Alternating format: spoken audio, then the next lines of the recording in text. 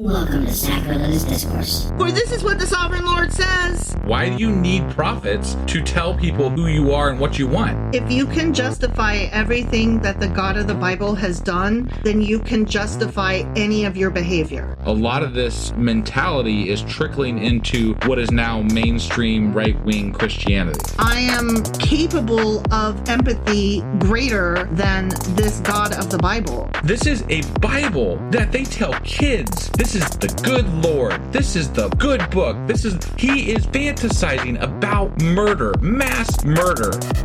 Head over to sacrilegiousdiscourse.com right now to find out how to leave us a review or support us on Patreon.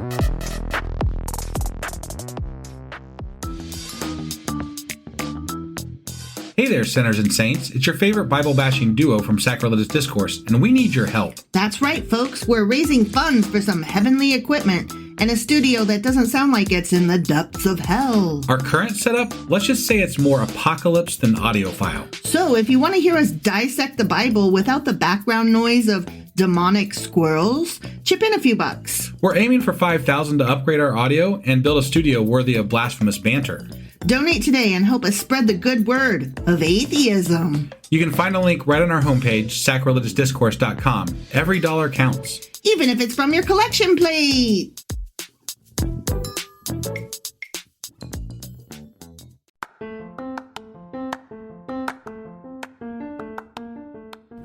Welcome to Sacrilegious Discourse. I'm husband. And I'm wife. Together, we're reading the Bible for the very first time.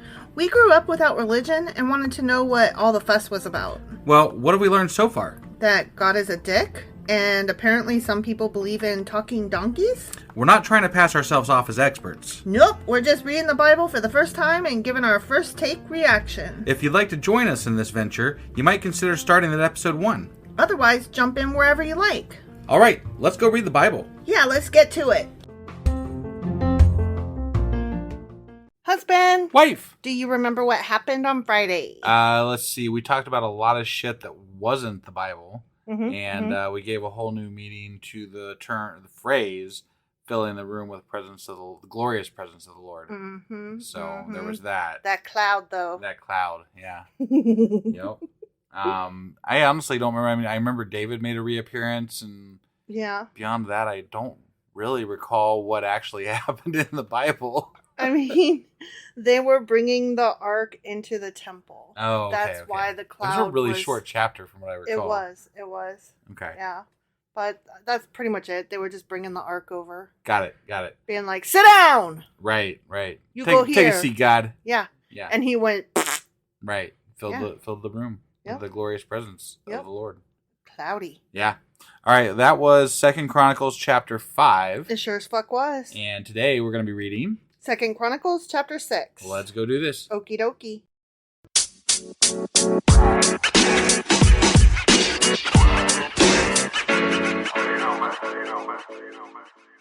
Okay, 2 Chronicles Chapter 6. All right. Buckle up. It's a little bit of a lengthy one. Sometimes the short ones end up being longer because we just ramble on about bullshit.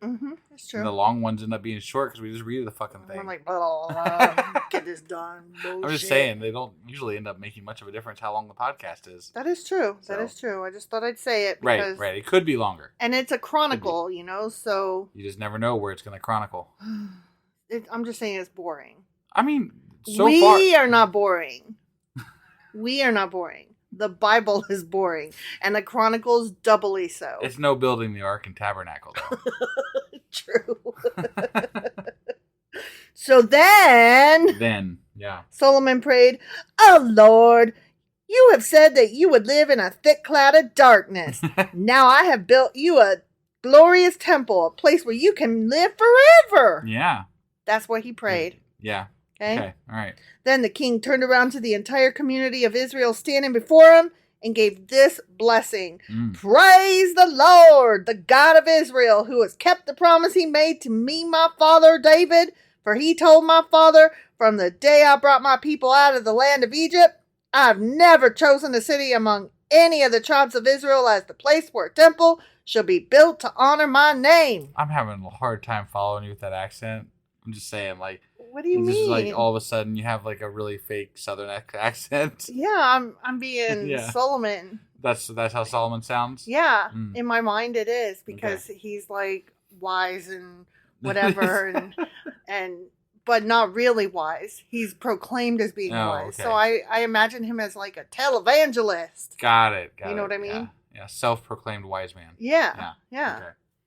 Nor have I chosen a king to lead my people Israel. Wait, continued what? Solomon in reference to what God is saying. Oh, okay. But now I, God, have chosen Jerusalem as the place for my name to be honored, and I have chosen David to be king over my people Israel. The little lady's already dead. David is gone. Right? Why is he talking about he's David? so fucking dead. And like Solomon's, like, so David was already king. Yeah. There was a king before that. It was Saul. Yeah. And I think, anyway, there was kings. Like, there was kings. And God was involved in that, if you don't recall. Because, Yes, I do. Remember, they were like, fine, you want kings? We'll give you some fucking kings. You better be looking out what you ask for. Right? And now Solomon's been king, and it took him like 11 years to build this temple, so he's been king for a while. I'd be like, dude, what do you mean you're just now picking my dad? Yeah. He's dead. Yeah. Like, I'm here. But Solomon is saying this with regard to God saying this. Yeah. So Solomon didn't have to say that, is what I don't get. Well, I don't think Solomon did say that. I don't think he did I'm either. just saying, Then Solomon said, my father David wanted to build this temple to honor the name of the Lord, the God of Israel. But the Lord told him, you wanted to build the temple to honor my name. Your intention is good, but you are not the one to do it. One of your own sons will build the temple to honor me. And now the Lord has fulfilled the promise he made. Mm-hmm. For I have become king in my father's place. And now I sit on the throne of Israel, just as the Lord promised. Yeah. I built this temple to honor the name of the Lord, the God of Israel. There I have placed the ark, which contains the covenant that the Lord made with the people of Israel. You sure did, man. You did all that. Then Solomon stood before the altar of the Lord in front of the entire community of Israel. Entire community. Yeah. And he lifted his hands in prayer. Okay. Now Solomon had made a bronze platform 7 feet long, 7 feet wide, and 4 feet high, and had placed it at the center of the temple's outer courtyard. Okay. You hate everything about this chapter. I was shaking my head about the feats with again. The feats still. and the southern accent. He stood on the platform, and then he knelt in front of the entire community of Israel and lifted his hands toward heaven. He prayed, "Oh Lord God of Israel, there is no God like you in all of heaven and earth. You keep your covenant and show unfailing love to all who walk before you in wholehearted devotion." I wouldn't call what I've read so far unfailing love. Or wholehearted devotion. Yeah, either one of those. You kept your promise to your servant David, my father. David. Yeah, David is definitely a large part of this. This is gross. 2 Chronicles here. You made that promise with your own mouth. Wait. You guys can't even see God. And you're saying he made the promise with his mouth? With his own mouth. And with your own hands, you have fulfilled it today. No, it was that guy that they hired. Yeah. The slaves and the craftsmen. Yeah. And now, O Lord God of Israel, carry out the additional promise you made to your servant David, my father. For you said to him, if your descendants guard their behavior and faithfully follow my law as you have done, one of them will always sit on the throne of Israel. Well, that's not going to work out for a long time. So y'all about to get swept. Yeah. Now, O Lord God of Israel, fulfill this promise to your servant David. Fulfill it to David, who is dead. Yeah. But will God really live on earth among people? No. Why, even the highest heavens cannot contain you. How much less this temple I have built?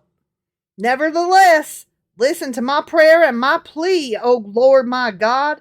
Hear the cry and the prayer that your servant is making to you. May you watch over this temple day and night. Yeah, you're asking the guy that built all of space and time and the world. Stop what you're doing and sit in this throne. One fucking temple. Just come over here and take a sit on this gold. Yeah. Right here. Yeah. On this corner of earth. The guy can't even keep track of like a couple people. I know, right?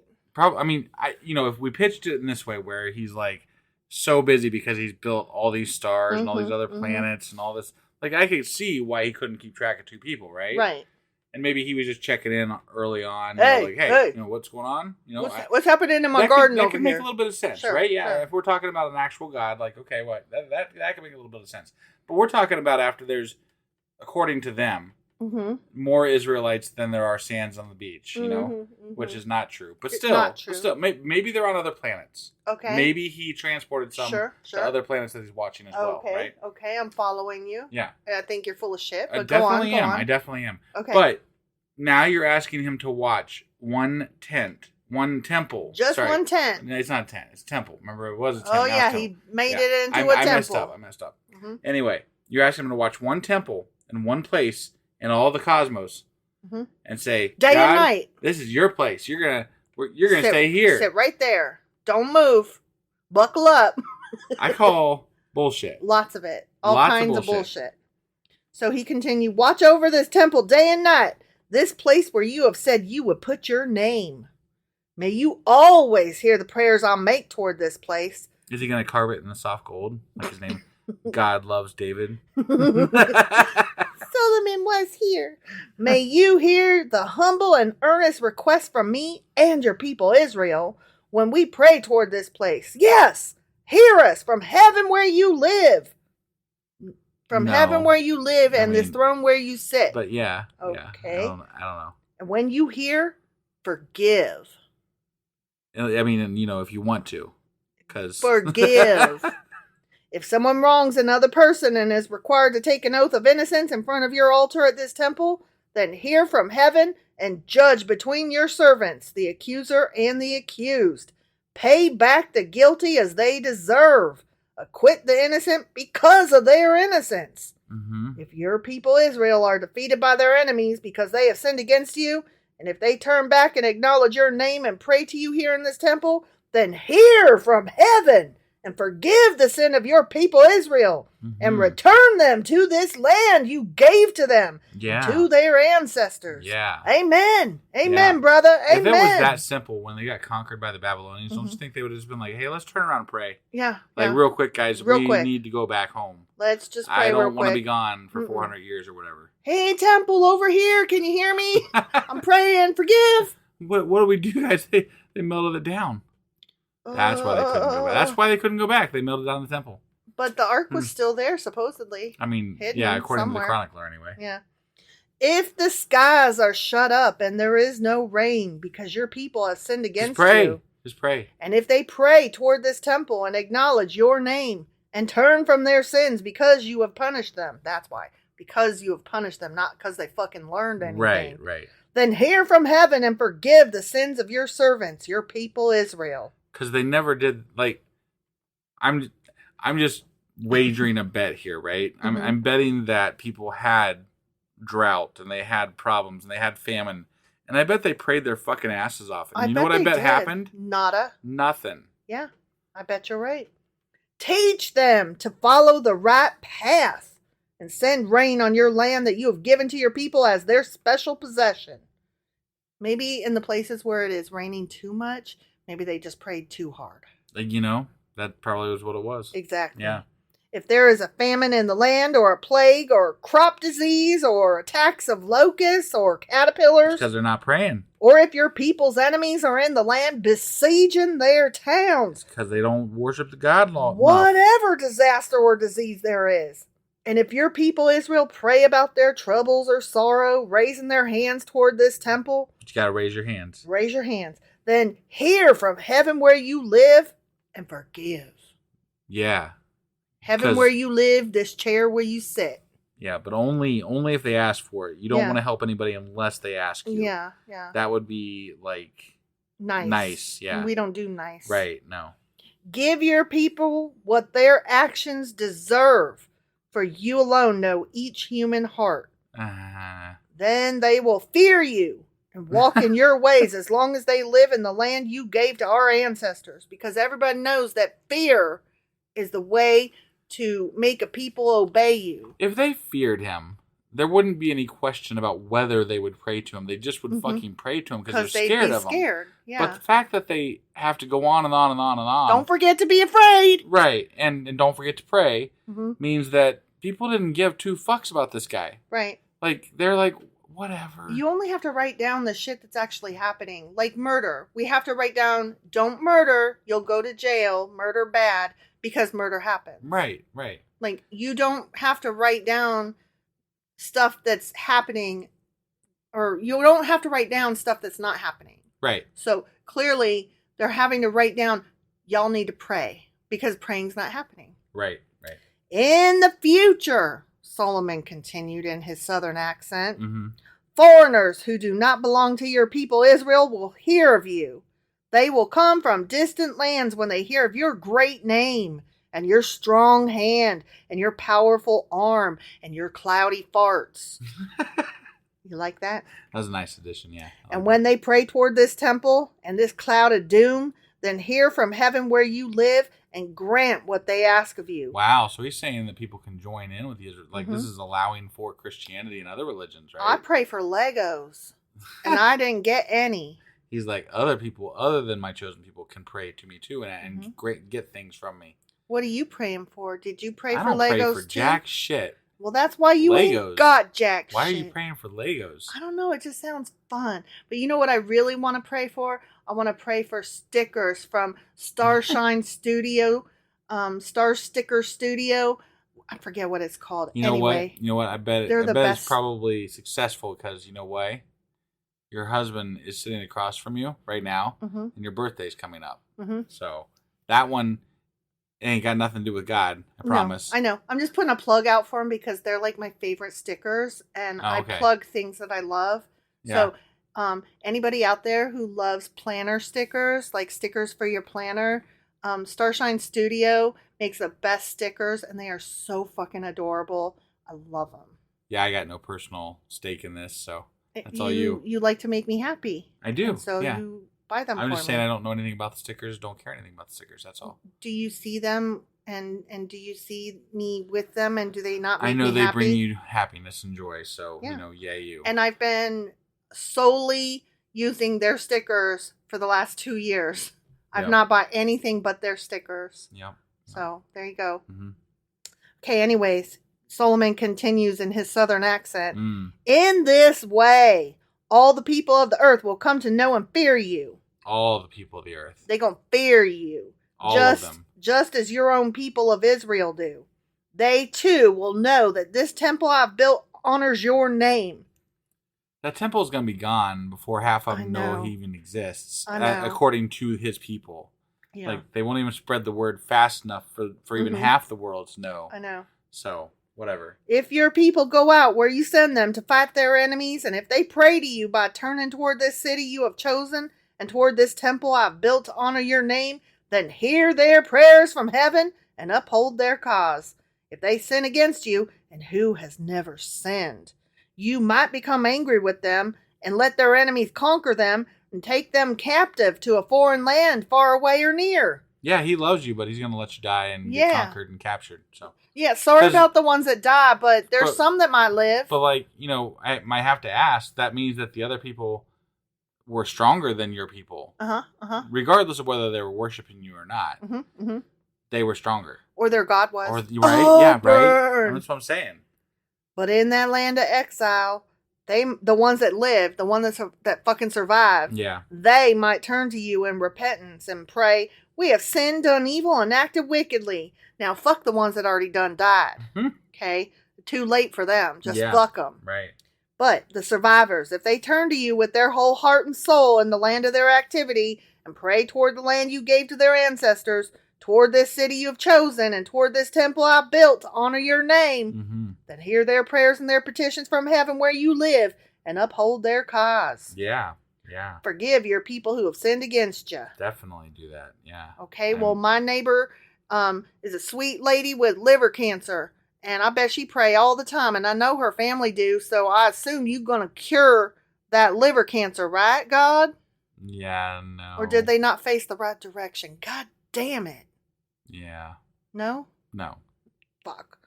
Oh my God, may your eyes be open and your ears attentive to all the prayers made to you in this place. And now arise, O Lord God. Lord God. God's a Lord. And enter your resting place, along with the ark, the symbol of your power. May your priests, O Lord God, be clothed with salvation. Yeah, whatever that means. May your loyal servants, What the fuck? loyal servants, not lore servants, Yeah. rejoice in your goodness. Mm-hmm. O Lord God, do not reject the king you have anointed. Remember your unfailing love for your servant David. The end. David, who's dead. Yeah, don't forget how you love David. Don't turn against him, but he's dead. I mean, I'm here. You can love me, but I'm not going to ask it for me because the chronicler don't love me. Right. The chronicler is really writing that Solomon is like, please don't forget to love my father who's dead. There's not been a king in history that's been like, remember the last guy, he's awesome, and just all about the last guy. Yeah. That's not how kings work. No. That's not what happens. No. And what would even with God in the picture, who gives a fuck? Like, David's dead, man. We don't need to talk about David. I'm here. David's dead. Yeah. Like, he was great anyways. Yeah, moving along. All right. Well, anyway, that was second. A bunch of bullshit's what it was. Bullshit, yeah. Okay, sorry, go on. No, that's all right. That was 2 Chronicles Chapter 6. And tomorrow we'll be back with 2 Chronicles Chapter 7. And I will put to rest my southern accent. We'll see you guys then. Bye.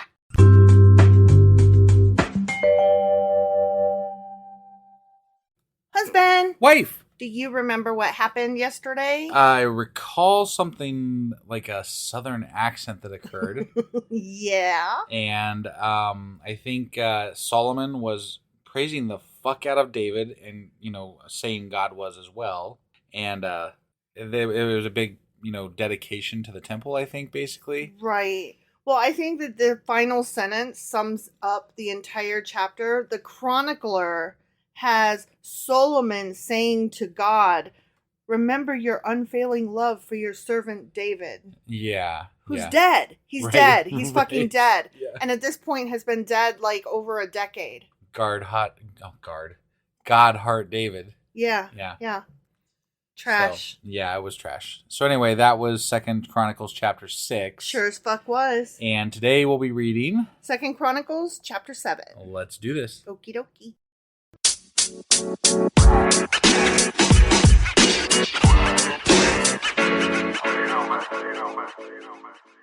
Okay, 2 Chronicles Chapter 7. Okay. Ready? I'm ready. When Solomon finished praying, thank God. Fire flashed down from heaven and burned up the burnt offerings and sacrifices. Oh my God. They left that bit out of the last time we did this. Mm-hmm. Man. And the glorious presence of the Lord filled the temple. I guess it did. They left all of that out. Maybe they did. There was some time that I don't know, maybe they put it in. I don't think so. I don't recall that. I don't recall the cloud of God being there either. I don't know. So, anyway. That's crazy. The priests could not enter the temple of the Lord because the glorious presence of the Lord filled it. Okay. He's taking up all the presence. Taking up all the room. The room. Chill, my guy. He lit that fart on fire. Oh, my God. When all the people of Israel saw the fire coming down and the glorious presence of the Lord filling the temple, they fell face down on the ground and worshipped and praised the Lord, saying, He is good! His faithful love endures forever! People believe this shit. I know. I'm like, what? Like, you believe that a fire came down and filled a fucking room 2,000 years ago, and you're gonna literally sit here and tell me that this is the truth? Fuck you for that. Not you, not our listeners, but like the person telling me that. Right. Like, what the fuck? Okay, I think that maybe you are being a little angsty at the moment because you're in an argument with somebody on Twitter. Because he's trying to tell you everything in the Bible can be reconciled. Yeah. And I'm like, only if you don't know how to do the maths. Yeah. Clearly dude did not read the whole thing straight through. Clearly. Then the king and all the people offered sacrifices to the Lord. Why? He just burned that shit up. Right? You gonna give him more? I guess. No, thank you. I guess. King Solomon offered a sacrifice of 22,000 cattle. What the fuck? And 120,000 sheep and goats. Jesus Christ. That would feed so many fucking people. But insane. no, give it to God. Sure. Okay. That's insane. That's insane. Yeah. And so the king and all the people dedicated the temple of God. Okay. Yeah. The priests took their assigned positions, and so did the Levites who were singing, His faithful love endures forever. They accompanied the singing with music from the instruments King David had made for praising the Lord. The harps and the lyres and not the saxophones. Not the saxophones. Right, yeah. Across from the Levites, the priests blew the trumpet while all Israel stood. I gotta tell you, speaking of standing, so today I was babysitting and I stepped on a toy and I fell. And the first thing I said was, "Oh fuck!" And it hurt so fucking bad, y'all. And but I gotta watch my potty mouth because the kid that I'm babysitting, he's 2, and he mimicked me. He goes, "Fuck!" And I was like, "Oh damn, I can't." And so I'm sitting there crying because it hurt so bad. And I go, "We can't say words like that." And I felt so bad, but I was crying because I was in so much pain. And then he was like, "Call mommy, call mommy." And he's only just started like learning how to put words together to form sentences. Yeah. So it was like really cute because he knew I was hurt. Yeah. And my foot fucking hurts still. He wanted to help you. He wanted to help me. So I was like, "I'm okay. I'll be okay." It was ridiculous. Don't step on baby toys, y'all. Right. They hurt. Yeah. Solomon then consecrated the central area of the courtyard in front of the Lord's temple. He offered burnt offerings and the fat of peace offerings there. Fat. He can have my fat. Because the bronze altar he had built could not hold all the burnt offerings, grain offerings, and sacrificial fat. I mean, that's a lot. Like, there was like 140. I mean, like, that's a goddamn. That's a fucking zoo and a forest. Right, and I don't think I've ever seen that many cows and sheep. Like, even just at a farm, even. No, I know. Like, that would be that's a fucking lot of animals. Ridiculous amount of animals. You know what? I call bullshit. I mean, obviously. I don't think there was that many animals there. I don't know. They'd still be cutting them down today. To this day. That'd be one hell of an altar. Right? Like, that barbecue pit must have been like, damn. I mean, think about it. Like, all those animals, like, they single-handedly eradicated an entire species of goat. It's ridiculous. For the next 7 days, Solomon and all Israel celebrated the Festival of Shelters. A large congregation had gathered from as far away as Lebo Hamath in the north and the Brook of Egypt in the south. Wait, just a congregation? I thought this was all of Israel just a second ago. Yeah, but they're saying that this one particular congregation had come all the way from the north and another had come all the way from the south. Right, but if you're saying everybody's there, why do they got to distinguish that there's these congregations from these groups? Israel congregated. They weren't saying that it was like a few people here and there. You're using the word congregation in a church sense, but they're using it as a verb, like all of Israel congregated there from as far north and as far south as. Okay. Yeah. On the 8th day, they had a closing ceremony, for they had celebrated the dedication of the altar for 7 days and the festival of shelters for 7 days. Then, at the end of the celebration, Solomon sent the people home. "Get the fuck out of here," he said. They were all joyful and glad because the Lord had been so good to David. Oh, and to Solomon and to his people Israel. Yeah. But don't forget David, y'all. Definitely don't. Never forget David. David is the best. I want to suck his dick. David is the best. So Solomon finished the temple of the Lord as well as the royal palace. Okay. That's where he sat his ass in his the royal palace. Yeah. He completed everything he had planned to do in the construction of the temple and the palace. Then one night, the Lord appeared to Solomon and said, "I have heard your prayer and have chosen this temple as a place for making sacrifices." Wait. Okay. Go on. Listening. What? Finish your thought. David talked to the Lord about this, and the Lord's like, "No, you're not the one that's going to do it." So then David's like, "I'm going to prepare it. I'm going to make all the things ready so that Solomon can build, my son, whoever, whatever, can build this one day, right? So he gets all the shit ready, right? And then Solomon, 4 years after he's king, decides to start building this fucking temple, right? The temple for the Lord. Yeah. Spends 11 fucking years, at least Building according it. to the first story. Yeah. 11 fucking years building this goddamn temple for the Lord. Mm-hmm.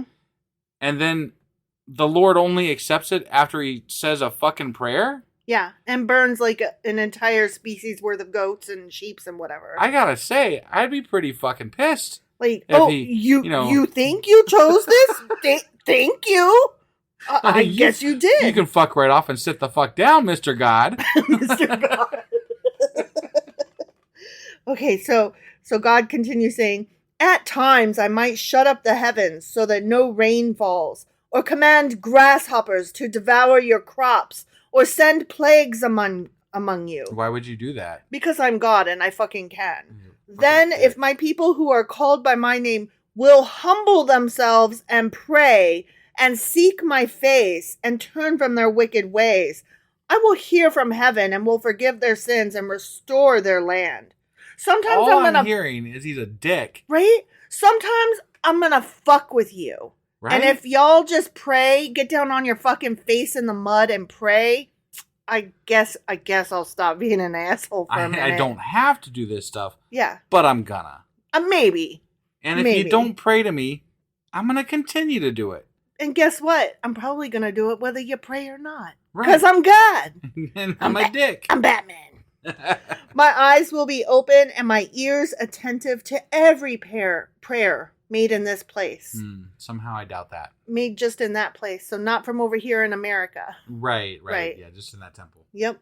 For I have chosen this motherfucking temple and set it apart to be holy. A place where my name will be honored forever. Not forever. Not forever, my guy. Yeah, sorry. False.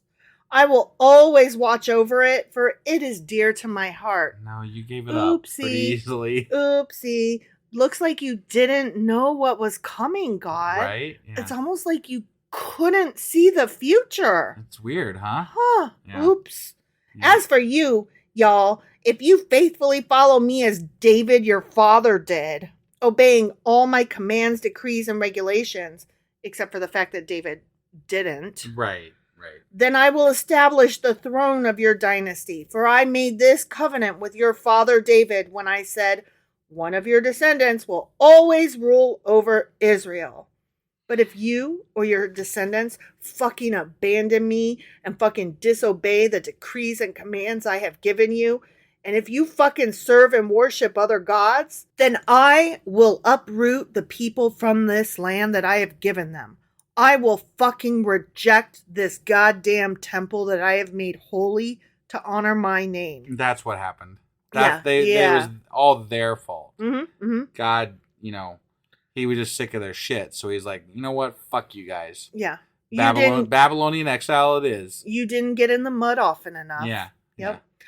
I will make it an object of mockery and ridicule among the nations. Well, that came to pass. Right? Yeah. Because I sure as fuck am doing some mockery and ridicule over here. I mean, not so much that the Israelites at God, more or less, right. But, and though this temple is impressive now, all who pass by will be appalled. False. It won't be there. Right, yeah. They will ask, oh, why'd the Lord do such terrible things to this land and to this temple? But they don't do that. No. They go, I wonder where it used to be. Shit down. Yeah. Right. And the answer will be, because his people abandoned the Lord, the God of their ancestors, who brought them out of Egypt. Never forget. Never. And they worshipped other gods and instead bowed down to them. Oh, no. That is why he has brought all these disasters on them. The end. It's horrible. It's horrible. Why would you want to worship other gods when this guy treats you so well? Like, I don't know. This guy treats you like shit and you have a choice of gods. Like, I would totally choose a different one. I mean, this guy straight up says, he's like, I'm going to bring plague. I'm going to bring disaster. And all you got to do is bow your head and worship me in order for me to stop it. But in the meantime, I've already killed people because I'm an asshole. It's kind of like when Jareth says to Sarah in the movie Labyrinth, all I ask is absolutely everything. Right, yeah. Ugh. Yeah. Whatever. All right. Well, Whatever. That was 2 Chronicles chapter 7. It sure as fuck was. And tomorrow we'll be back with 2 Chronicles chapter 8. We'll see you guys then. Yep, bye.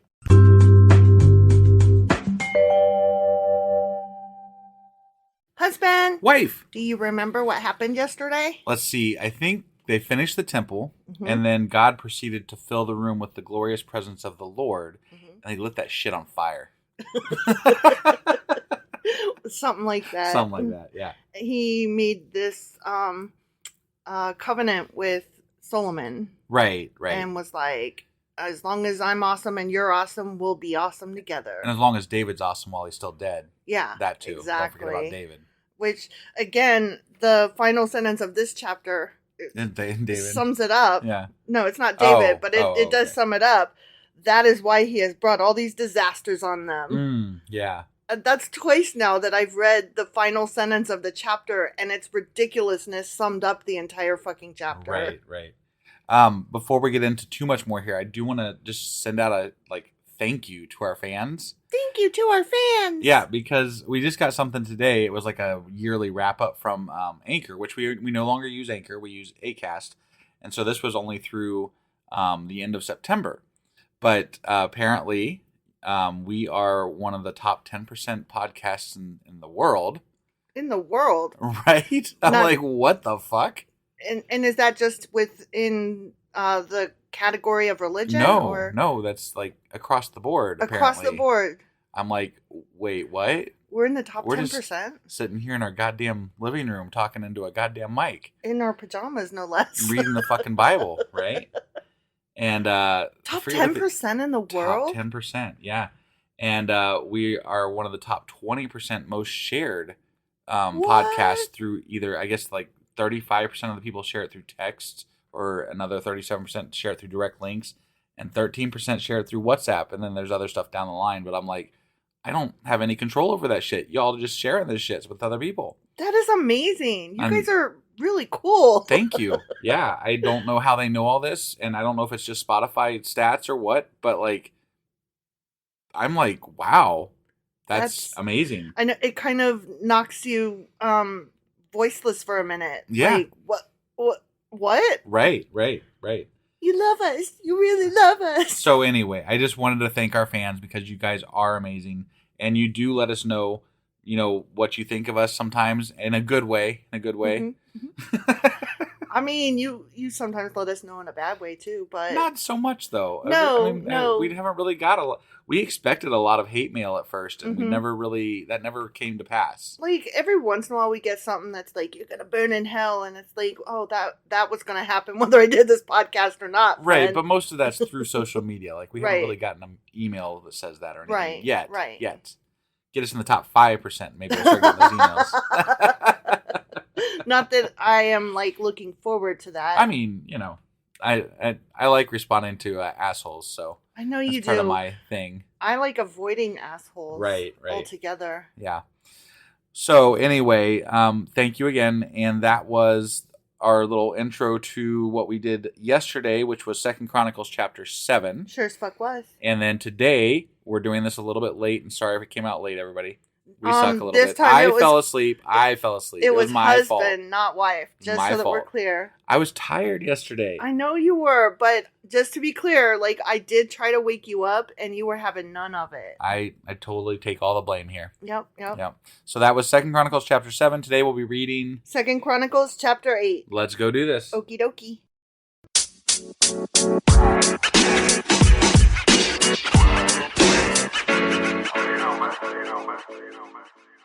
Okay, 2 Chronicles Chapter 8. Okay.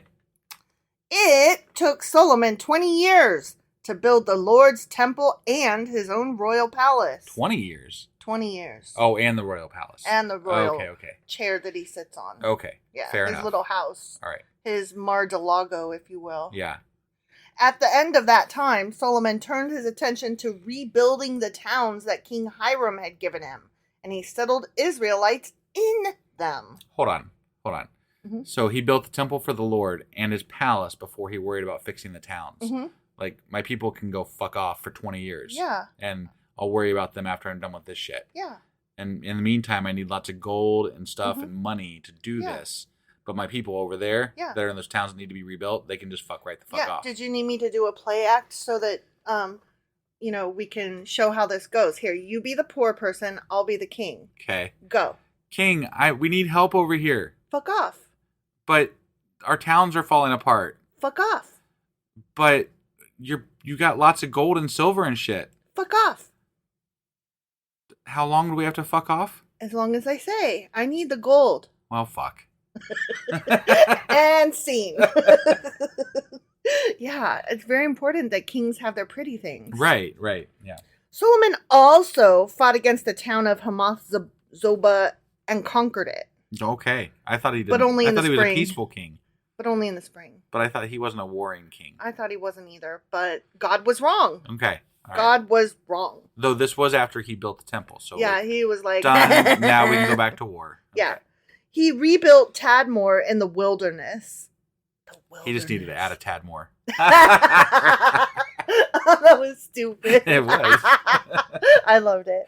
And he built towns in the region of Hamath as supply centers. Your early Walmart supercenter, if you will. I was thinking more of a supply center for his armies that are going to go fight people. Oh, yeah. Yeah. But, I mean, sure. Yeah. Okay. He fortified the towns of Upper Beth Horon and Lower Beth Horon. You got to get both sides. So both sides. Yeah. Rebuilding their walls and installing barred gates. Okay. Yep. Ain't nobody getting in there now. Nope. Finally, those gates are gonna stop everybody. 20 years ago they could because fuck them. I need my gold. But now I'm working on it. Now, now nobody could get in there. We're all good now. He also rebuilt Baloth and other supply centers and constructed towns where his chariots and horses could be stationed. Okay. He built everything he desired in Jerusalem and Lebanon and throughout his entire realm. Everything he desired, huh? Yeah. Wow. Because he's the king. Yeah. He needs pretty things. Right. There were still some people living in the land who were not Israelites, including the Hittites, Amorites, Perizzites, Hivites, and Jebusites. If I recall, he made them go work for him on the temple. Yeah. So they were quarry slaves. Yeah, they were useful as He appointed slaves. them. He appointed. Yeah, that's right. He appointed them. Yeah. It was nice. Not to enslave them. He appointed them. Yeah. These were descendants of the nations whom the people of Israel had not destroyed against God's, decree that right, they which wiped was them none out. of them. They didn't wipe any of them out exactly. Right. So. Which good. I'm glad, but that isn't what they said their God wanted. Right. So they sucked. They sucked at doing what their God wanted. Yeah. Yeah. So Solomon's conscripted them. Oh, first they were appointed, but now they're conscripted. Which is it, Solomon? Are we conscripted or fucking appointed? Right. Can you make up your mind? One sounds like a kind request. Right. And the other sounds like an order. Right, yeah. Solomon conscripted them for his labor force, and they served as forced laborers to this day. Oh, forced laborers. It's so almost very, very nice so way. Close. Yeah. So close to saying slave. Right, yeah. But I'll just say it for them. Ready? Yeah. Slave. They were your slaves. Right. You enslaved them. Yes. Okay. But Solomon did not conscript any of the Israelites for his labor force. Because they weren't slaves, yeah. I guess. Because you only slave people from other places. Right. Because you other them. Forced labor is slavery. Yes. And you don't generally make your own people be slaves. Right. Generally. Because you like to be on top. And to be on top, you have to have your people love you. And you can't they have won't them love you if you make them be slaves. Right. So. But they might love you if you other the people from outside of your region and enslave them. Right. Yeah. Right. Yeah. Because then they don't got to do the work. Right. And slavery is so cool, man. Yeah. Plus, they don't have to pay as many taxes because these people are just doing it for food. Yeah. Yeah. You just got to feed them.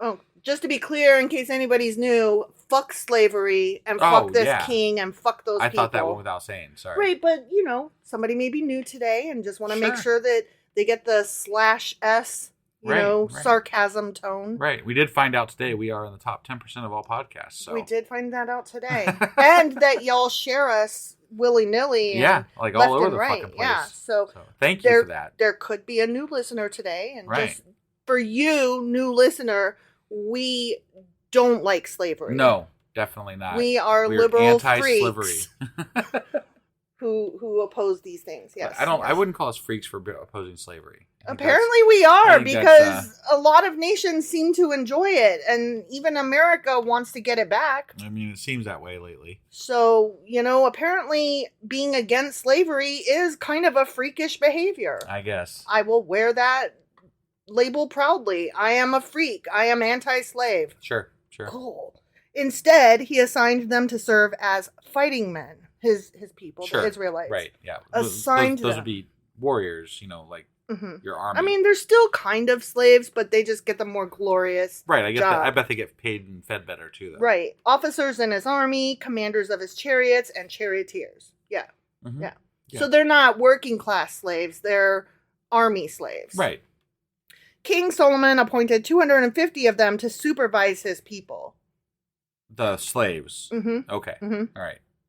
Solomon moved his wife, Pharaoh's daughter, from the city of David to the new palace he had built for her. He said, with his finger pointed in the air, "My wife must not live in King David's palace, for the ark of the Lord has been there, and it is holy ground." And we all know that women have periods and cannot be holy. Didn't he end up with 1,000 wives, or at least a harem or something? Yeah. So his wife, his singular wife, I don't think was very consequential in anything. But she was Pharaoh's daughter, so it was obviously okay. So the facade that he's putting on, as far as what this person represents for political reasons, it was a marriage of politics. Yes, right. And he did not want that menstruating bitch on holy ground, because God knows that when blood comes out of your vagina, you are not holy. Right. Yeah. Fuck's sake. Yeah. Then Solomon presented burnt offerings to the Lord on the altar he had built for him. Yeah. Had built for him in front of the entry room of the temple. So more burnt offerings. Okay. All right. Yep. He offered the sacrifices for the Sabbaths, the new moon festivals, and the 3 annual festivals, which are the Passover celebration, the Festival of Harvest, and the Festival of Shelters, as Moses had commanded. Okay. Good old Moses. In assigning the priests to their duties, Solomon followed the regulations of his father, David. God bless David. Couldn't go a whole chapter without mentioning David. No, we love David. Chronicler is in love. He also assigned the Levites to lead the people in praise and to assist the priests in their daily duties. Yeah. You said duty. And he assigned the gatekeepers to their gates by their divisions, following the commands of David, the man of God. Yeah, that David. He's a good guy, man. He had it all together. He had his shit straight. He was good. He was one hoopy fruit who really sassed where his towel was at. And if you know, you know. Solomon did not deviate in any way from David's commands concerning the priests and Levites and the treasuries. Still, Solomon made sure that all the work related to building the temple of the Lord was carried out from the day its foundation was laid to the date of its completion. That's awesome. Later, Solomon went to Ezion-Geber and Elath, ports along the shore of the Red Sea in the land of Edom. Hiram sent him ships commanded by his own officers and manned by experienced crews of sailors. These ships sailed to Ophir with Solomon's men and brought back to Solomon almost 17 tons of gold. Holy shit. End. They could weigh that gold, apparently. They could weigh 17 tons of gold. They got, so apparently the part that they couldn't weigh earlier was more than 17 tons. Right. Because apparently that was maybe near the cutoff. Maybe 18. Maybe 18 is the cutoff? Yeah, they can't count to 18. Got it. Although I noticed that when it comes to troops, they can count to the hundreds of thousands. Right. So that's weird. Yeah. It's odd. I wonder why sometimes they can't count and sometimes they struggle. They can. I mean, you can't knock on them. They're struggling. They have a rough time counting. That's all. Yesterday I was doing senior math with my kiddo, and we were working on arithmetic and geometric and differentials, and I forget what the other word was. I'm bored already. I know, right? Yeah. But you were working on math. Yeah, and it involved more I than bet just you guys counting. could weigh 18 tons. I bet we could. Yeah. I bet we could figure that shit out. Right? Yeah. Yeah. Okay. Well, that was 2 Chronicles chapter 8. It sure as fuck was. And tomorrow we'll be back with 2 Chronicles chapter 9. We'll see you guys then. Bye.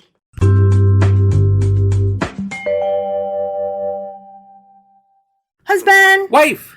Before I ask you if you remember what happened yesterday. Yeah, you threw me off here a little bit. I know. Can I issue an apology? You can issue an apology. Okay. I already had you include it in the summary for yesterday's episode. Yeah. But I just wanted to verbally give an apology. I can't remember what it was in reference to, but I said something about menstruation, and I applied it across the board to women. Right. And that was not cool of me. And I just want to apologize to any trans or non-binary individuals listening who might have been hurt or bothered or like wish I had phrased that better and more inclusively, because that's how I want to be, is the person who automatically speaks that way and knows that way.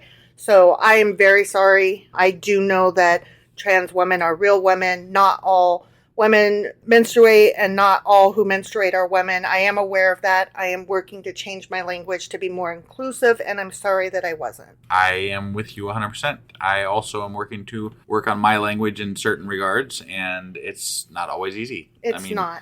You get brought up a certain way, and unfortunately, things shit out of your mouth sometimes. They do. So. Yeah, and I don't want to be a person who says like things like that hurt people. I don't want to hurt people. Yeah. And I want to be respectful of people. Right. So, sorry. That's not the person that I want to be. Sorry. And also, do you remember what happened yesterday? I don't know how to like transition from like awkward apology, stupid, to like, okay. So I gave you the hand motion. I know, you were like, wrap it up, go. And I'm like, So yesterday, there was... He did a war. Yeah, he was not peaceful in that sense. So and there was more David or something, I think. They mentioned him for sure. And then he made his slaves build things? That's right. There were slaves that they conscripted. And they could count to 17. Yeah, but maybe not 18. We're not sure. Okay. Yeah. So that was 2 Chronicles chapter 8. It sure as fuck was. And today we're reading 2 Chronicles chapter 9. Let's do this. Okie dokie.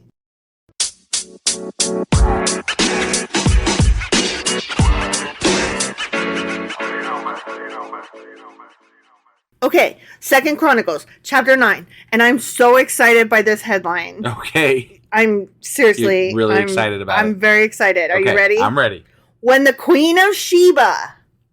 Wow, the Queen of Sheba makes her final... Yeah, right. She comes in at last. Remember, we watched that Supernatural episode where apparently she was maybe a Nephilim or something. Maybe, yeah. Like but then remember, we were also talking about this a few episodes ago. Like, what, did they just skip over Queen of Sheba, or has she not made an entrance yet?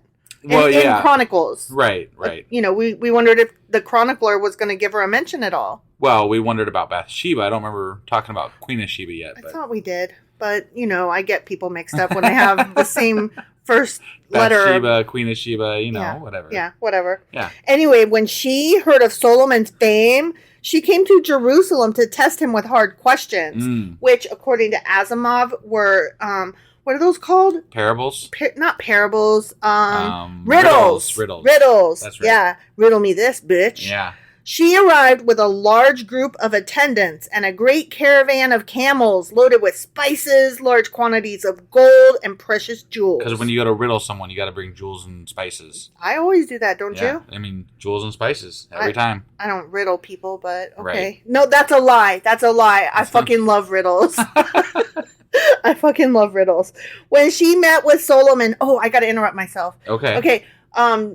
Stephen King's Dark Tower series? I do. My favorite one was... Oh, Blaine the Train. Blaine the Train. And I believe it was the fourth book.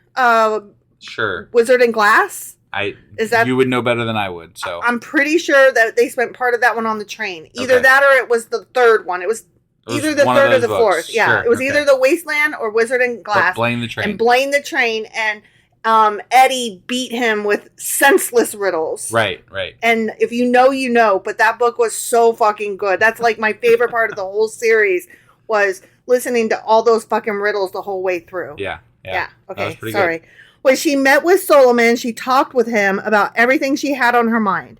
Solomon had answers for all her questions. Because he's so fucking wise. He was the wisest. The wisest motherfucker. He was such a wise ass. Yeah. Nothing was too hard for him to explain to her. Solomon. And of course he had to explain it to her because mansplaining. Right. And women don't know shit. Right. And he's Solomon, for God's sake. God damn it. He's Solomon. When the Queen of Sheba realized how wise Solomon was. So wise. And when she saw the fucking palace he had built with his own two hands and all them fucking pomegranates that he carved out his own self.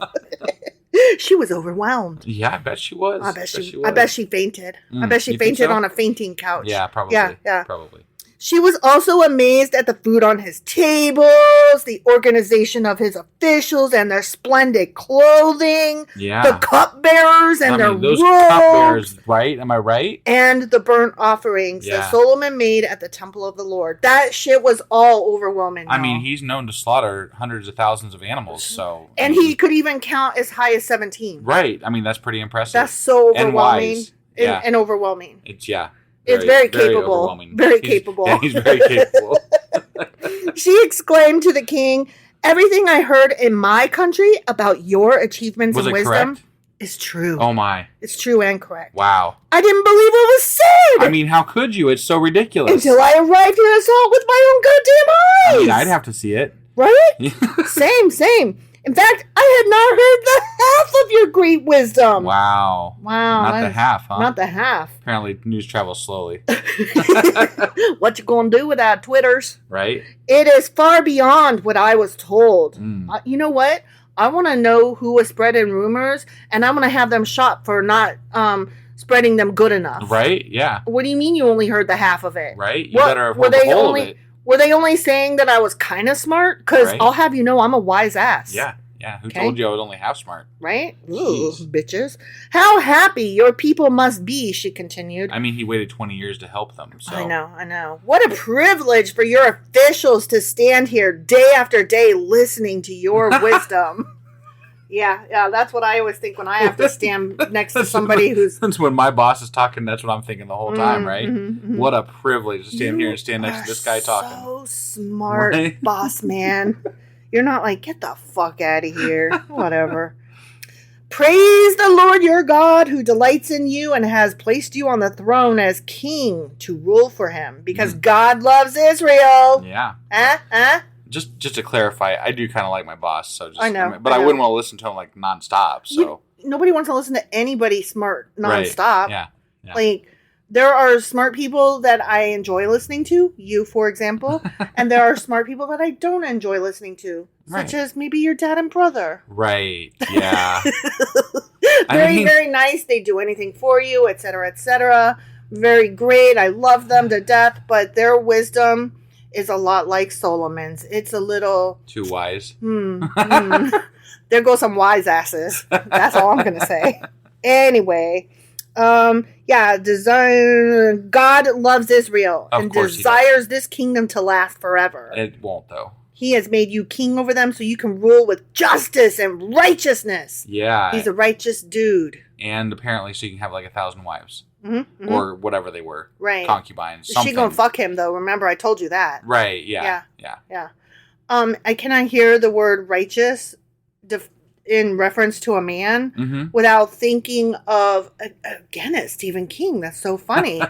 This isn't where I meant to go with this, but in The Stand, the devil, Randall Flagg, he's walking around and he's singing the song that, what's his name wrote? One of the main characters, not Stu Redman, but the singer man. I don't remember. Well, anyway, he wrote this song and it was about a righteous dude. And Got it. Randall Flagg is walking around singing that song. What a righteous man. Right. He's righteous man in his cowboy boots and his winky face, smiley Just in case anybody emoji. was wondering, wife is a big fan of Stephen King. I am, but it's only by coincidence and accident that the last 2 references I made were to his great works. Right. So, but I mean, it could stand to be true that, you know, you were such a fan and that's why they stood out in your mind to come up just randomly in a podcast. But I've also read the Anne of Green Gables series just as often, if not more. All right.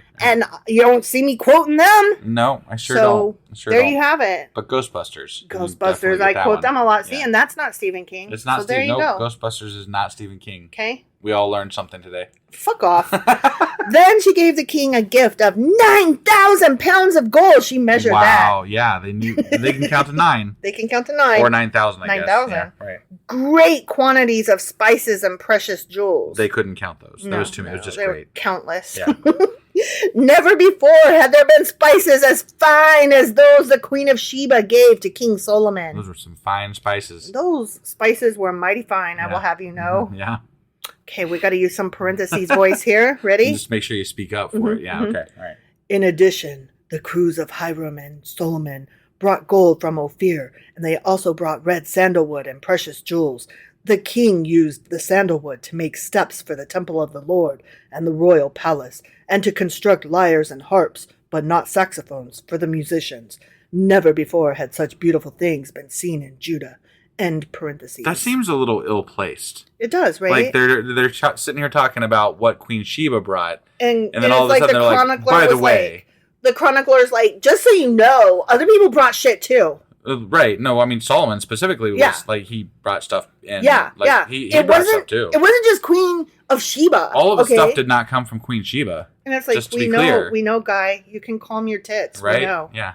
Hakuna Also, don't forget, David brought some shit too. Oh my God, David brought all the shit. David brought, a ton. But you can't just let that go with... At least 17 tons. Yeah. It's such bullshit. Like, can't you just let a girl bring some stuff? Cool. Right? Yeah. King Solomon gave the Queen of Sheba whatever she asked for. I know what I'd asked for. He did. Mm-hmm. Gifts of greater value than the gifts she had given him. So, I mean, so that seems kind of pointless, right? It's kind of like... here, let me just pay you more than what you gave me for some reason. It's kind of like when you have a Christmas exchange with somebody and you're each allowed to spend $10, and so you each go buy a $10 gift and they're exactly $10 and you exchange them and then you open them up and they're both the same $10 garbage. Right, yeah. Like yeah, exactly. One is a Yankee Candle wannabe and the other is a self-care kit that has like not Bath and Body Works soap and lotion in it. I have never understood gift exchanges because, you know, here's why. I don't really care about the people that like, okay, the people that I care to give gifts to when I give gifts, whether it be during Christmas or any time, right, is going to be someone I love and care about, right? And I give it to them because I love and care about them. Right. But when you do a gift exchange with extended family or with coworkers or something, I have bowed out of that. I just feel like you're just dumping money into something for no fucking reason. I would rather that we all agree not to spend any money at all. I'm like, here's $10 or $15 or $20 or $50 of my hard-earned money, and I'm going to get something shit in return, and you're going to get something shit in return. And we just pissed away $50 each. I put a nix in that early on in our marriage. Yeah, no, I know. I mean, to be fair, you have a lot of family on your side, and I was like, oh, we're not doing a gift exchange. Because I honestly, like, I resent every single dollar that I don't get to spend on us and our child. Right. I do. Right. I do, especially when it's obligatory. Fuck off. Right. Like, I would love to buy presents for all our nieces and nephews, but as it is, I'm expected to buy presents for all of our nieces and nephews and then one obligatory person whose name I drew out of a hat. And more often than not, you know, me being a guy, I would end up with something like a multi-tool or a flashlight or some shit, and I'm like, I got this crap already. 10 years I got a whole fucking in a row. toolbox at home. Like, I don't need a fucking multi-tool of whatever. And it's not to sound ungrateful, but I'm just like, keep your $10. Right. Keep it. I'm not saying I'm not grateful to receive something. You know what? If you want to buy me something and you feel like it's in your heart to give it, that's one thing. But if it's because you drew my name out of a hat, right, just keep the money. You know what my gift is? My gift is getting to visit with family and friends and getting to spend time with them when I don't normally get to do that. Yeah. I don't agree with the gift exchange is just a stupid little stunt. Your family was so mad when I first brought that up. And then your brother like called us on the sly and was like, here, I'm just going to give you $50 for the gift exchange. And I was like, why don't you draw a name for me and give them the $50 and just have it come straight from you? And he just totally didn't get like what I was saying. And I was like, I'm not doing it. Right. I'm not doing it. Yep. I don't do obligatory gift giving, God damn it. Yeah. So yeah, there you have it. Right. Sorry. No, it's fine. Anyways. Yeah. But that's not to say I love buying gifts though. But you know what? I like buying gifts when it's not forced upon me. Right. And I do buy nice things. I buy things that you know what? Here's how my gift giving works. I know I'm way off topic here, but here's how my gift giving works. I mean, it is the first day of December, so. That is true. I'm just saying. I'm like walking through the world, right? Like I'm in a store or I'm on the Amazonians and, you know, just looking at shit, right? Yeah. And I'm like, oh my God, that would be perfect for so-and-so. And it might be like March 3rd. Right. And if I've got the money, I'm buying it for that person right then and there because I'm like, oh my God, this is perfect. Right. I wasn't looking for anything for anybody and I just saw this thing and it made me think of them and they need it. Yeah, actually, it reminds me, I just wrote a blog post on our website and y'all should go check it out. But it is about a response to somebody that said that atheists have no one to thank. Oh my God. And in that article, I go on about maybe we should just, you know, get rid of holidays altogether. And because of obligatory gift giving and because of the stress and the capitalism, everything that goes along with these holidays, you know, it's not that I don't like getting together with family. In fact, I like having days specifically where we're all off and can visit with each other. But it has devolved into, like you said, an obligatory gift giving time. Right. And it just, it stresses me, you, and lots of other people in the world out that we have to abide by these things that people want us to do. Right. And sometimes we don't really even have the money to get gifts for our kid, let alone for everybody else in my extended family. Yeah. So it's just... And don't forget, and plus the person whose name we drew. Right. Yeah, that too. that we may not have even really wanted to get a gift for. Yeah. And that we, under normal circumstances, probably wouldn't have. Right. If we're being honest. Yeah. So, yeah. No, I mean, more often than not throughout our lives, we've been poor. And still to this day, we get by, you know, meagerly. And somewhat. Our Christmas is always nice, but only in our house. Right, yeah, only in our house. You, and the kids. That's pretty much it. Yeah. And that's the funnest. I love our Christmases. I just feel sorry for everybody else who's not in them. Right. Yeah. No, we have a great Christmas. Because if I only have $500 to spend, I do not want to spend $100 on other people. I want to spend all the $500 on just my family. Right. I'm selfish that way. Mostly on our kid. Yeah. I was going to say the majority would be on the kids because I am very selfish in that I want my child to be the happiest because they don't have a lot of money. Right. So fuck off. Yeah. Also, the other day, they turned 18. Yes, they did. And I bought them a stretchy hamburger. And that was, yes. And that is and perfectly... You guys can't imagine the reaction because it was such a great reaction to it. Like, I mean, our child was so happy that they got a stretchy hamburger. It was the funniest because it was so unexpected. And... this child loves stretchy toys, to a ridiculous, stupid degree. Right, even at 18. I think it's a sensory thing. I really do. But regardless, but they just so the joy that lit up our kid's face was just, and no, that wasn't the only thing. But they were going to spend their actual birthday at their father's house, and so I couldn't send them away without some small token. We're having the birthday party when they get back. I just had to send them away with something small and fun. And yeah, it was the perfect thing. Yeah. And that's what I mean. You don't have to spend a lot of money and you don't have to be this obligatory gift giver. You just have to know the people that you love and what's going to make them happy. And that's what I fucking did. Yeah. Stretchy hamburger, y'all. Try it. Yeah. Okay. Back to the Bible now. Bathsheba and all her attendants returned to their own land. Bye-bye. That's all that happened. Yeah. That's all that happened. See you guys. She came, she saw, she left. Yeah. She left. Yeah. Okay. Okay. So we're moving on now. We're past her. We're past. Okay. No more Bath. No more. I just said Bathsheba. God damn it. Queen of Sheba. Fucking Shebas.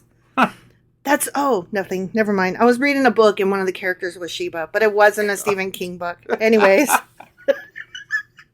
Whatever. Each year, Solomon received about 25 tons of gold. Okay.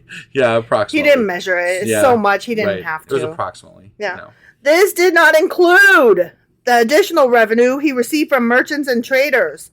All the kings of Arabia and the governors of the provinces also brought gold and silver to Solomon. Because he's so fucking wise. Yeah.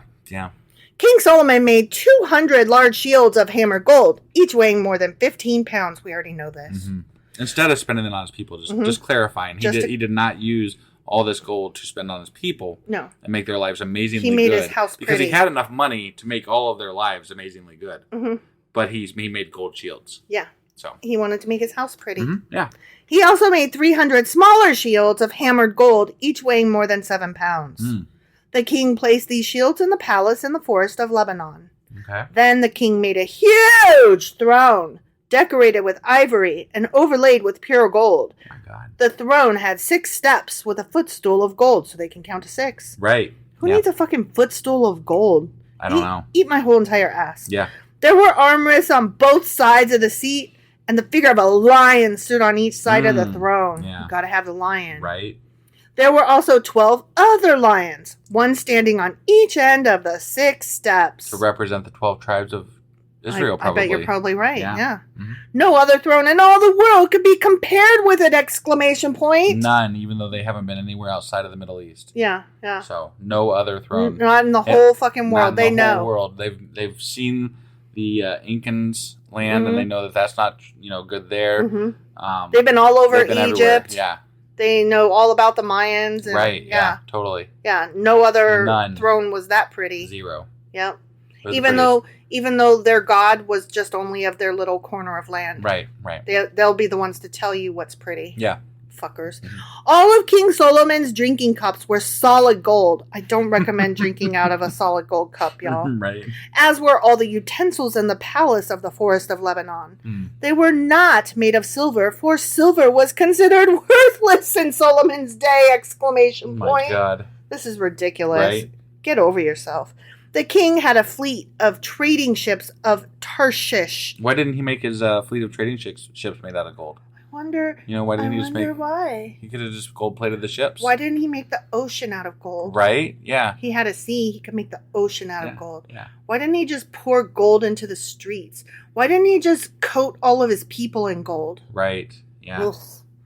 The king had a fleet of trading ships of Tarshish, manned by the sailors sent by Hiram.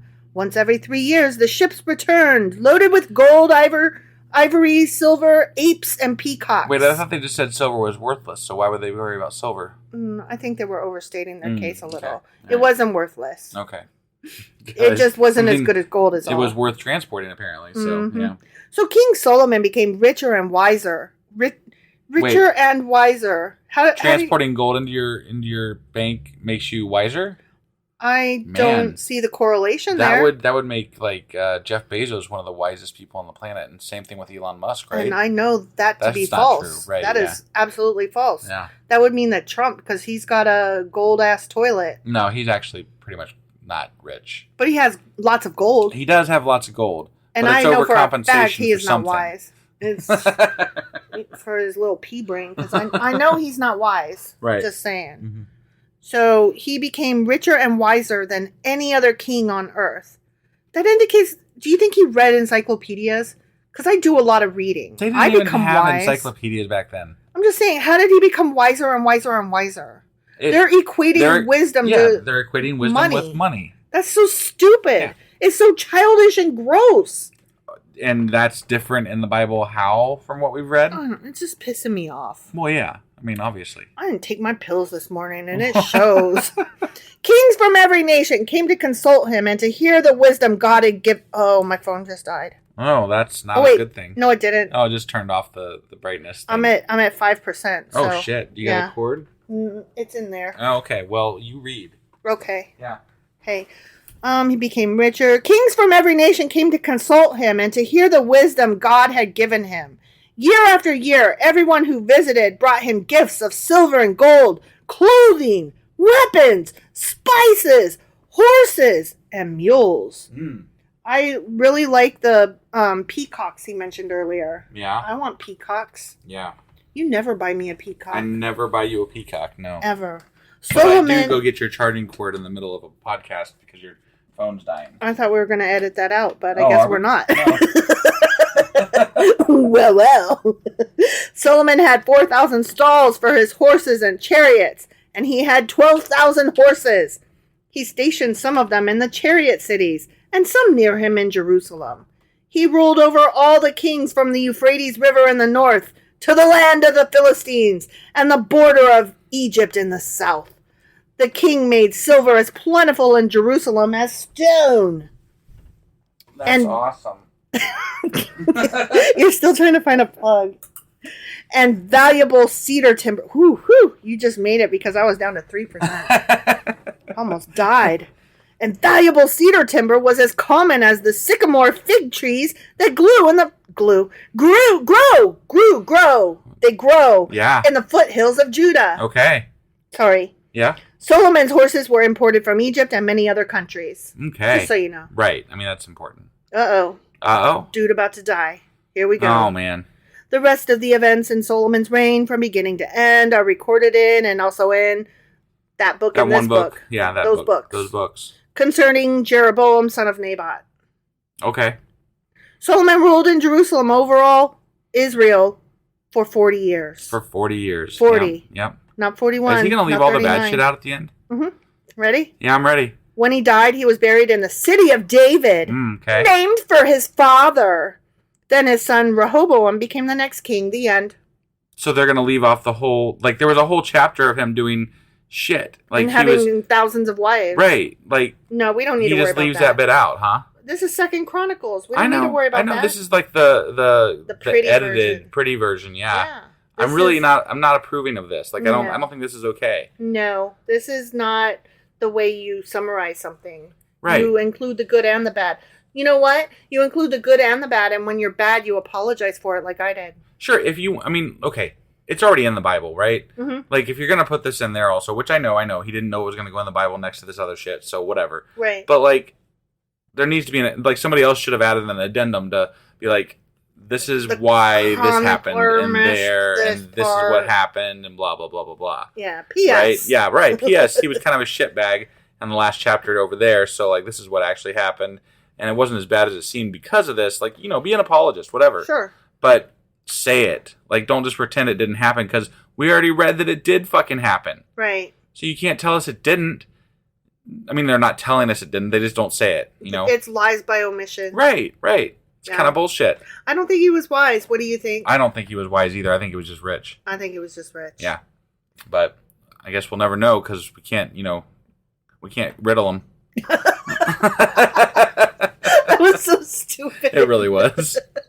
All right. That was 2 Chronicles chapter 9. Sure, and tomorrow we will be back with 2 Chronicles chapter 10. We'll see you guys then. We'll have a charged up phone even. Mm-hmm.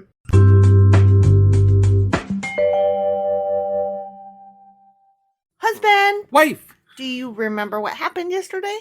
Well, the chronicler was in rare chronicler form. No, normal chronicler form. Mm-hmm. And he skipped over all the bad shit for Solomon. The end of his life. Yeah. He was like, no, he was all good. Yep. And David. Yep. Oh, and Solomon. Mm-hmm. And nothing bad to see here. Nope. And then he barely even mentioned the Queen of Sheba. She came and riddled and left. Right. And also so many gold. Yeah, lots of gold. Gold. Tons and tons of gold. And gold means wisdom. Yeah, and silver's worthless, but he's still going to transport it. Yeah. So that was 2 Chronicles chapter 9. Sure as fuck was. And today we're going to be getting into 2 Chronicles chapter 10, and Solomon's dead. Yeah, he is. All right, let's do this. Okay.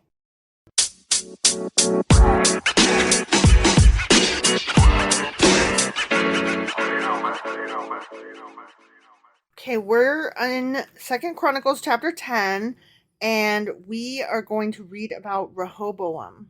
Okay. The guy that took over after Solomon. Yeah, I was going to say I barely remember him at all. Yeah, so. I don't really either all that much. Was he good? Was he bad? I don't know. He was Solomon's son, though, wasn't he? Yeah. Okay. So Rehoboam went to Shechem. Szechuan chicken. Where all... What? Shechem. Okay. Shut your mouth. Yeah. Where all Israel had gathered to make him king. When Jeroboam, son of Nebat, heard this, he returned from Egypt, for he had fled to Egypt to escape from King Solomon. Oh, damn. Oh, see, in my head, I just confused Rehoboam and Jeroboam. Those names are too similar for me. Yes, they are. Those are too similar for you? They are. Because okay. they both end with Boam. Got it. Yeah. And one is Reho and the other is Jero. Got it. And then Boam. Yeah, Boam. Okay. Yeah, those are it's too the similar. Other Boam. Throw me a bone. Okay, so Rehoboam is the son of Solomon, and he became king, and he went to Shechem. Right, and then this then other guy Jeroboam was in hiding in Egypt. Was he maybe son of Solomon also? I really don't remember. I don't remember either. I'll be honest. Yeah, we should have paid better attention to the lineage, I guess. I guess, but, I mean, there was too many. Yeah. And anyway, the chronicler's going to tell us who's what anyway. Probably, yeah. So, whatever. Yeah. Okay. The leaders of Israel summoned him, and Jeroboam, so that's the Heidi guy. Yeah. Okay, Jeroboam and all Israel went to speak with Rehoboam, and that's the son. I think Rehoboam only lasted like a couple of weeks. I could be wrong here. That could be. I honestly don't remember. He didn't last very long. Oh, damn. Listen to this. Yeah. Your father was a hard master, they said. Mm-hmm. Oh, I forgot about that. Yeah. I kind of remember this now a little bit. Because he had slaves, and the slaves were like, could we not now? I mean, I guess, yeah. Right? Because they were like, lighten the harsh labor demands and heavy taxes that your father imposed on us, motherfucker. Then we will be your loyal subjects. Mm-hmm. And Rehoboam's like, nah. Rehoboam. Rehoboam replied, come back in 3 days for my answer. I would have crept out the back door if I were him. Yeah. Come back in 3 days, because I won't be here. Right. So the people went away. Then King Rehoboam discussed the matter with the older men who had counseled his father Solomon. Mm-hmm. Oh, now we get residual Solomon. Yeah. What's your advice? He asked. How should I answer these people? Fuck me, I don't even know what to do. My father was the wise ass, I'm the dum-dum. I added all that last bit. I know. The older counselors replied, if you are good to these people and do your best to please them and give them a favorable answer, they will always be your loyal subjects. Yeah. Like, imagine when you are nice to people, people are nice to you back, usually. It's amazing. And if they're not, they're assholes. Right. But then you're the good one and they're the asshole. Sure. So you get to sleep good at night. Right. I don't understand why this is like... I'm thinking he doesn't follow their advice. Yeah. Because the very next sentence is, but Rehoboam rejected the advice of the older men and instead asked the opinion of the young men who had grown up with him and were now his advisors. But advisors, they're his friends. They're his pals. They're going to tell him whatever the fuck he wants to hear. They all went to Yale and Harvard together. Right. They all partied at the fucking beer bong festival with fucking, what's the drunk ass Supreme Court Justice Kavanaugh? Yeah. They all went to school with him. Right. And what did They're like, come on, bro, man, just do what you got to do, man. Stand on your head and drink it. You gonna let these people push you around? What is your advice? He asked his buddy pals. How should I answer these people who want me to lighten the burdens imposed by my father? The young men replied, this is what you should tell those complainers who want a lighter burden. My little finger is thicker than my father's waist. I kind of remember that. Yes, my father laid heavy burdens on you, but I'm going to make them even heavier, stupids. My father beat you with whips, but I will beat you with scorpions. I forgot about that. Oh, he's going to beat them with scorpions. I don't think this is going to come to pass. Do you think that it ever is good for people who don't work to call people who are working complainers for saying, could we work a little bit less like y'all? Oh, no. No, that's never a good idea. Like, why? Just why do you think that you are in a position to tell people who don't work how... Oh, okay. It's called privilege. And, yes. And, you know, yes. It's called privilege. It's called privilege. Yeah. And it's like, I worked hard to get where I'm at. What did you do? Put your fucking pants on this morning? Because that's what we all fucking do, asshole. Yeah. Oh my God. I hate these motherfuckers. Mm-hmm. 3 days later, Jeroboam and all the people returned to hear Rehoboam's decision, just as the king had ordered. Mm-hmm. But Rehoboam spoke harshly to them, for he rejected the advice of the older counselors because he's a dumb fuck, and followed the counsel of his younger advisors that he drank beer with Kavanaugh. Right. He told the people, my father laid heavy burdens on you, but I'm going to make them even heavier. My father beat you with whips, but I'm going to beat you with scorpions. What you think about that? I think they think they're going to kill him. I hope they do, honestly. That's what I think. That's what he gets. Yeah. So the king paid no attention to the people. This turn of events was the will of God, for it fulfilled the Lord's message to Jeroboam, son of Nebat, through the prophet Ahijah, I don't remember, from Shiloh. Okay. When all Israel realized that the king had refused to listen to him, they responded, down with the dynasty of David! Yeah, they did. That shit lasted real long, huh? Mm-hmm. Yeah. We have no interest in the son of Jesse. Back to your homes, O Israel. Look out for your own house, O David. So all the people of Israel returned home. They were like, bitch, bye. Yeah. But Rehoboam continued to rule over the Israelites who lived in the towns of Judah. King Rehoboam sent Adoniram, who was in charge of forced labor. Slaves. He is like, go get my slaves in order, to restore order. But the people of Israel stoned him to death. Oh, shit. Damn. Who's going to be whom with a fucking scorpion? Yeah. I think the people going to beat the king. Right. When this news reached King Rehoboam, he quickly jumped into his chariot and fled to Jerusalem. Yeah, he did.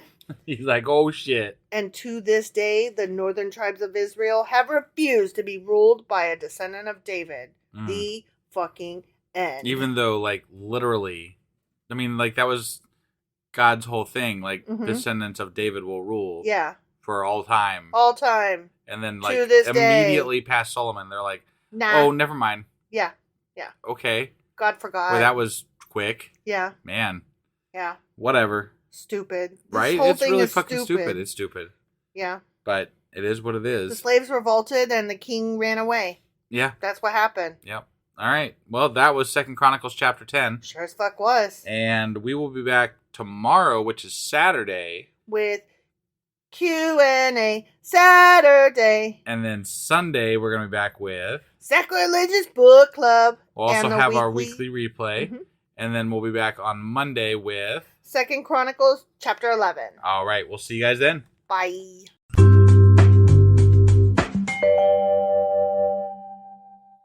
Husband. Wife.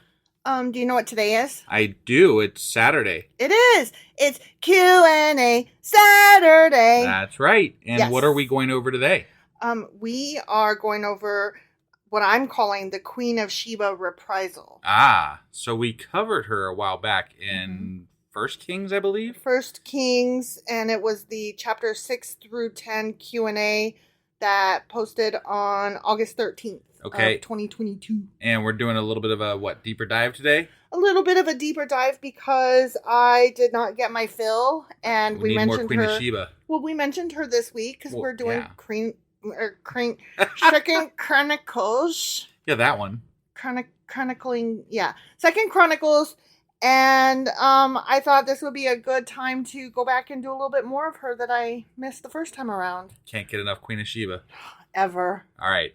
Let's go ahead and hop into this. Sounds good.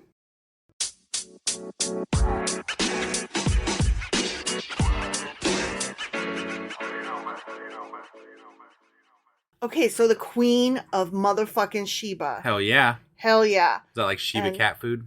You said that last time. Did I? You God. did. Man, when you got to cover so much shit, like you can't remember what jokes you've used, even though they're bad ones. Well, here's the thing. I re-listened to that episode. And you're like, you just said that. Yeah. Well, I literally listened to it earlier this evening so that I could remember what all I had said about her. And I'm hoping to not repeat everything I said about her. Got it. I will touch on some I can't similar help stuff. it. Sheba cat food. I managed a pet store for like forever. I know. You So, did. it was just it's on my brain. It's one of those Forever. things. I still know UPC codes for like all kinds of shit I shouldn't know UPC codes for. How from that long place. were you with them? You were with them from the time you were a teenager. I was in high school. Yeah, I was with that company for like 20 years. Yeah, so that makes sense. Dating myself a little bit there. You are so old, and the company isn't even around anymore. Yeah. They sold. That's funny. Yeah. You're so old. Yeah. Okay, so the Queen of Sheba is found in all three of the Abrahamic faiths: Judaism, Christianity, and Islam. Huh. Okay. Yeah. But they all have a little bit of different flavor to the story. Sure, of course. And most people regard her as just a legendary figure. And right. Just as having appeared in... I didn't even know that she was in the Bible or any of the religious texts. I just knew her as a Egyptian queen. Right. Is what I thought. Right. So... And even at that, like you said that last time too... And you're going to call me out every time, aren't you? Well, no, because it matters, because she is only an Egyptian queen in the, like, sliverest, the tiniest sliver of the stories about her. Got it. And yet that's what you and I both kind of thought of her as. Right, right. And she's just not really that. Interesting. If anything at all. Interesting. Yeah. And she's known by many names. Okay, I'm going to go off topic slightly here just because it's so interesting to me, and you know how I love me a good rabbit hole, B, literary story. Right, right. Okay, so have you heard of Boccaccio? No. Okay, so he's a Christian author who he was an Italian writer, and he was one of the earliest, most famous Italian writers during the Enlightenment. Okay. Okay. Yep. His most notable work is the Decameron. Have you heard of that? I have heard of that. Yes. That predates Chaucer's the Canterbury Tales. Okay. And the Canterbury Tales took influence in the way it set up its story, as a frame story from Boccaccio's The Decameron. Okay. Okay. Yep. And it's a frame story is a collection of short stories that are combined into purpose. one. Right, right. Got it. So most people will be familiar with the Canterbury Tales, and that's the way the Decameron is set up. Okay. So the reason I'm saying all that is that, remember I just said prior to this that the Queen of Sheba is known by many different names. Yeah. And one of those names, Giovanni Boccaccio, referred to her as Nicola or Nicola. Okay. Okay. Yep. So that's one of the many names she's known by as. Got it. Okay. Yep. Arab sources refer to the Queen of Sheba as Balkis or Bilqis. Okay. And Ethiopians refer to her as Makeda. Okay. And I will get to more on her in a little bit. Okay. Okay, we're going to tell that story, Makeda. Very important. Okay. And actually, that's the one we should know her as the queen of anything. Got should it. be that one. Got it. Okay. So in the Quran, the story of Sheba begins with a bird known as a hoopoe who brought news to Solomon about the land of Sheba. Okay. Okay. The hoopoe reported that this land was governed by a woman who has been given of all things, and she has a great throne. Okay, so she's rich, she's got everything, she rules her people, she awesome. But okay? it can't be as good of a throne as Solomon's throne. It was. Okay. Oh. But the hoopoe. That's not what the Bible says. Well, the Bible doesn't tell all the stories, okay? The hoopoe found that the queen and her subjects were, quote, prostrating to the sun instead of Allah. Oh. Okay. they prayed to a sun king or a sun god. Yeah. Okay. Something that actually physically exists, sort of the sun. You know? Yeah. It's there. Exactly. We can see it. We shouldn't look at it, but we could. I mean, Trump did. Yeah. So hearing this report from his bird, Solomon commanded the hoopoe to deliver a letter to the Queen of Sheba in which the queen is invited to submit to Allah. You're saying this is a bird. The bird. The bird's delivering a message? Yeah. Okay. I mean, it's a fancy name for a bird. Well, but it's still a bird. I would have to research this more, but I believe a hoopoe figures prominently in some Native American stories as well. I could be talking out of my ass, but it strikes me that is true. Okay.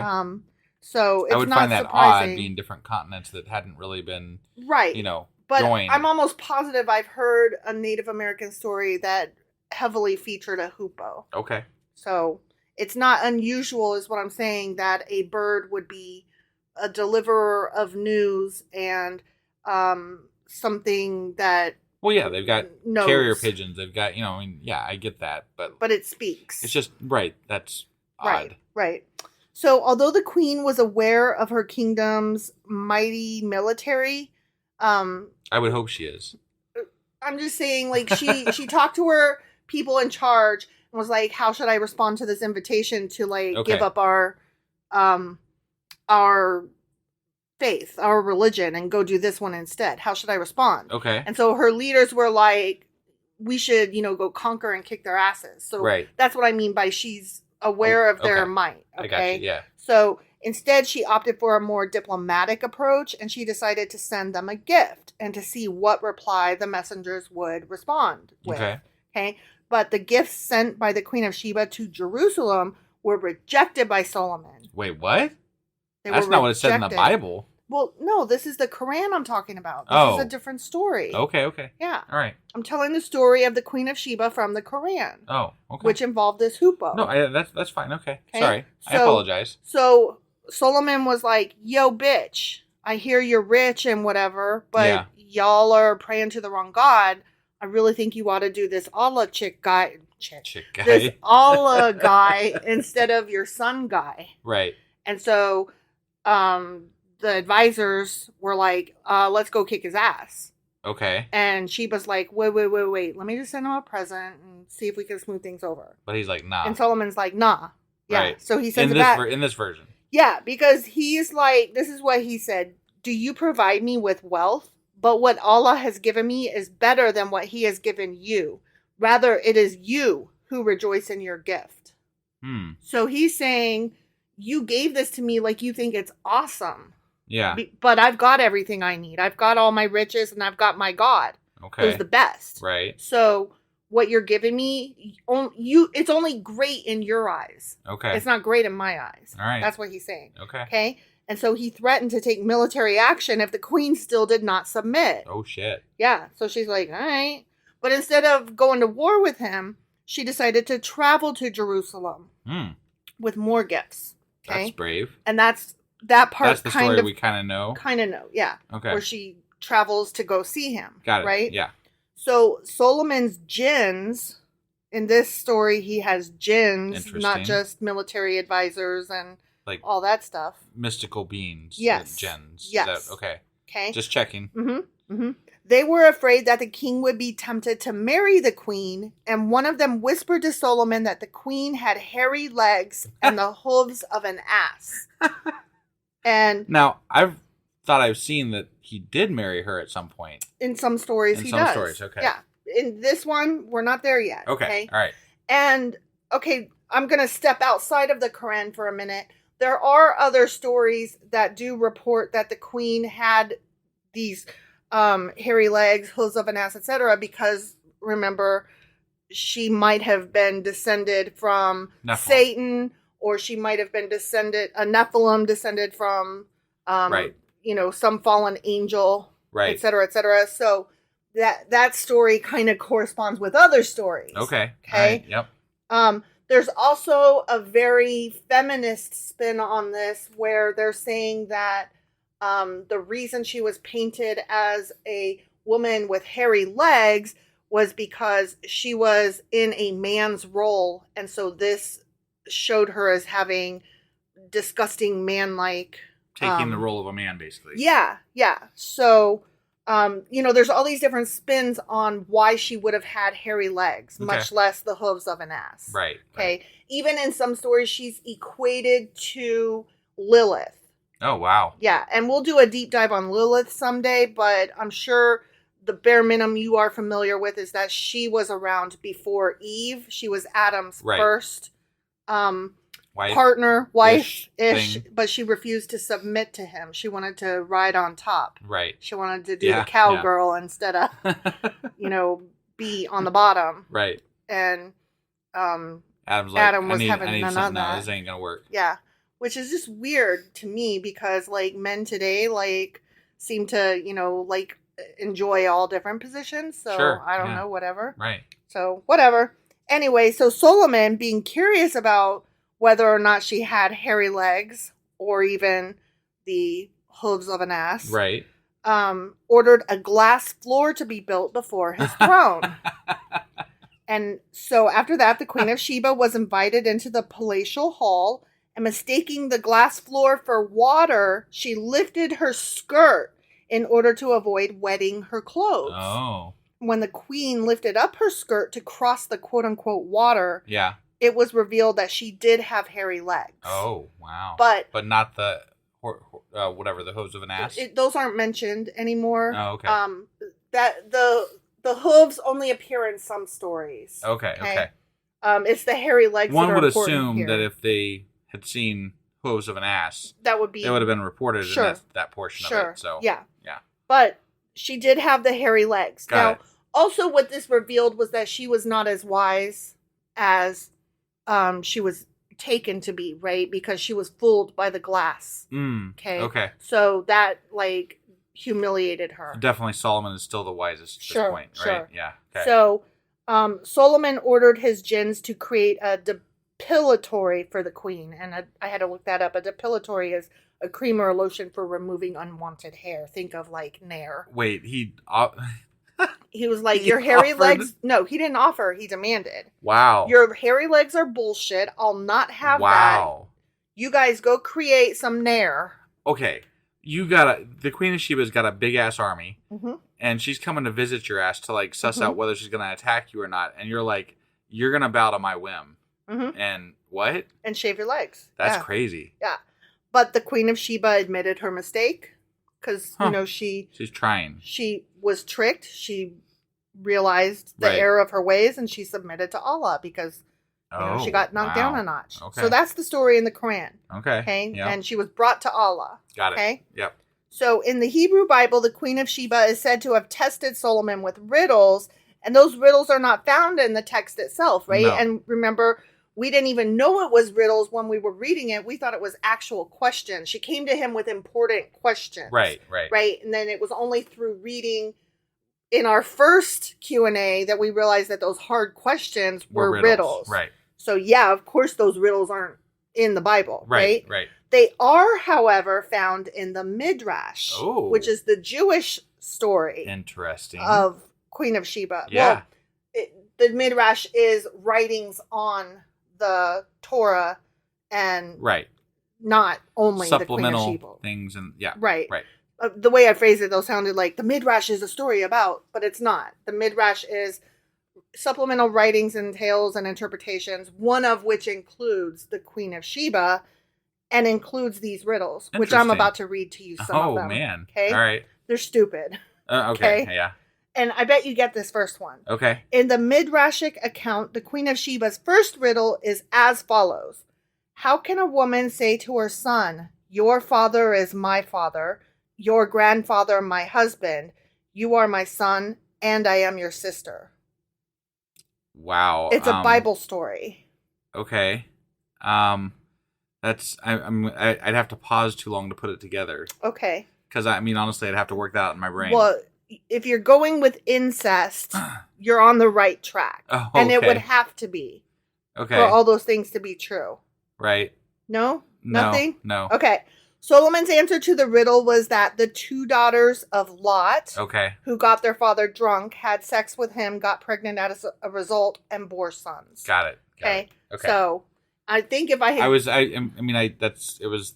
If I had led you down the path enough, you probably would have got there. Right. But, yeah. I couldn't... It required too much thinking in the middle of a podcast. I know. I put you on the spot. I'm sorry. So next, the Queen of Sheba brought a group of children before Solomon. They were all of the same height and wore the same attire. The queen told Solomon to distinguish between the boys and girls. Okay? Yeah. The king had some nuts and roasted ears of corn scattered before the children. Okay? The boys, who were not bashful at all, collected them and tied them within the hems of their garment, while the girls, who were bashful, tied them within their outer garments, since their bodies would be revealed if they had done the same as the boys. So it's basically whether they put them in their fucking aprons or not. Got it. That's not much of a riddle, really. That's just a dumb trick. Right? Yeah. Okay, lastly, the queen brought a group of men before Solomon and asked him to distinguish between the circumcised and uncircumcised. Yeah. Solomon had the Ark of the Covenant brought out and opened, which seems rather frivolous use of it to me. Right? And the circumcised stood or bowed their bodies to half their height, while their countenances were filled with the radiance of God, whereas the uncircumcised fell prostrate on the ground. That sounds like a bunch of bullshit to me. Yes, indeed. Okay, whatever. So, remember I said before that, and that's the end of that, okay? Yeah. Remember when I said before that she's considered by most to be just a legendary figure? Sure. Okay. Well, she's considered by the Ethiopians definitely to have existed and is revered as the mother of their nation. Oh, wow. Yeah. She's believed to have been the founder of the Solomonic dynasty in their country, which ruled over Ethiopia until its last ruler, Haile Selassie I, was deposed in 1974. Holy shit. Right? Solomonic.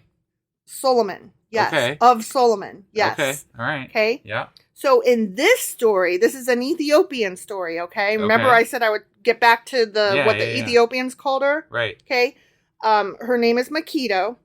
And in this story, Makito is said to have stayed in Jerusalem for 6 months where she learned from Solomon. Okay. You know, as the wise man that he was or whatever, sure. right? Right. On the last night of her stay, she was tricked by the king into having sex with him because men are gross. And let me tell you how it happened. It's so disgusting and I hate them. Okay. Okay? Yeah. According to the tale, Solomon had invited the queen to a banquet during which spicy food to induce her thirst was served. Okay. After the banquet, the king invited her to stay in his palace for the night. The queen agreed on the condition that he would not take her by force. Solomon agreed to that on the condition that the queen would not take anything from him by force. This is a lot of conditions. Right. Okay. Right. All right. Makita, though slightly offended, agreed to those terms. Sure. In the middle of the night, she woke up as she was very thirsty from all the fucking spicy food she'd had. And she reached for a jar of water close to her bed. Uh-huh. Solomon appeared, warning the queen that if she drank the water, she would be breaking her oath. Oh my God. Yeah. Wow. Yeah. Her thirst, however, was too strong, and she drank the water, thus freeing Solomon from his oath. Oh my God. The two ended up spending the night together, which is a fancy way of saying she was thirsty and he fucking raped her. Right, yeah. Yeah. Even if she succumbed, even if she, like, said, fine, I'll have sex with you, just let me drink the water. Right. It was still rape. Right. Because she had said early on, I do not want to have sex with you. Right.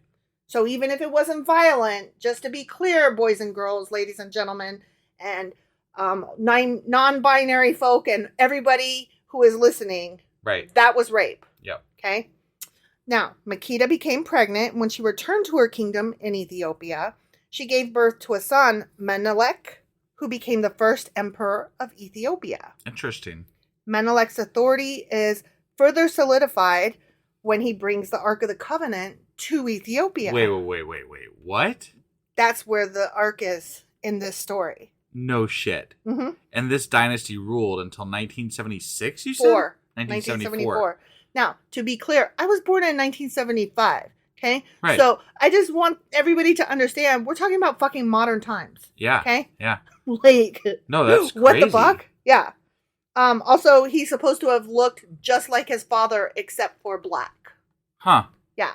And I got into some other stuff that I had to leave out, but it's too interesting not to just give it a mention. That most art depicting not just the Queen of Sheba, but many important figures throughout history, particularly women, in art are always depicted as having white skin. Yeah.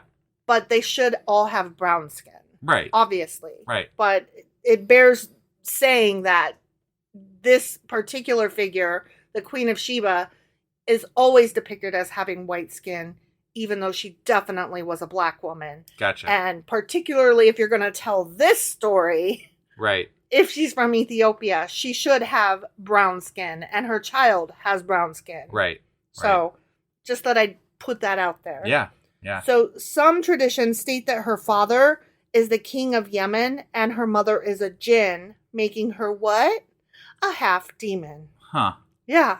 Okay. So, I couldn't find any of the spider stories that I referenced earlier. So we're going to have to do another deep dive on Sheba at some point. Right, right. Because there's a lot there. There's so much. Yeah. There is so much, considering that she's only barely mentioned in the Bible. Yeah, no, that's really cool. Right? Yeah. Yeah, I'm so entranced with this lady. I said that last time. I mean, I have to know more at this point about the reign of the Solomonic Empire that reigned until 1974. Menelik. I need to know more about Menelik. Like, they could have been interviewed on TV. Right? Like, what? Yeah. Like, that's crazy. Yeah.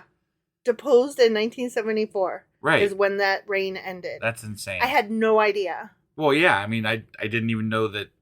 I had no idea at all. Yeah. Like, just none. Yeah. So that's just crazy.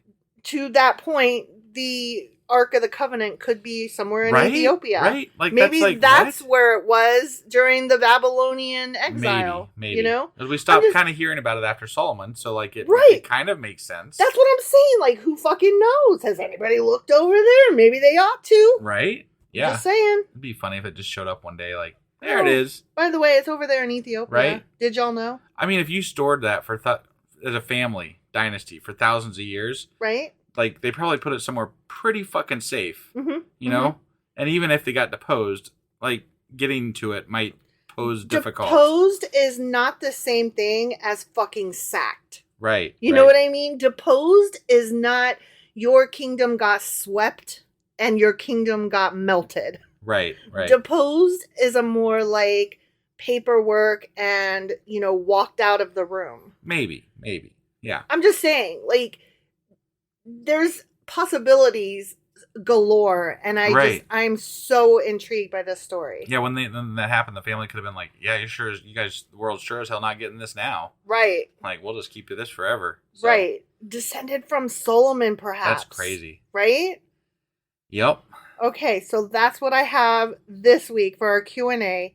Didn't answer any questions. No, but it was fun. I needed to know more about this bitch. Obviously. Right. Yeah. All right. Well, that was really cool. And I don't know if we're going to be on time for our book club tomorrow because we do have a birthday party thing going on tomorrow. Because we have a child that just turned 18. But we're going to do our fucking best. So just, like, kind of bear with us.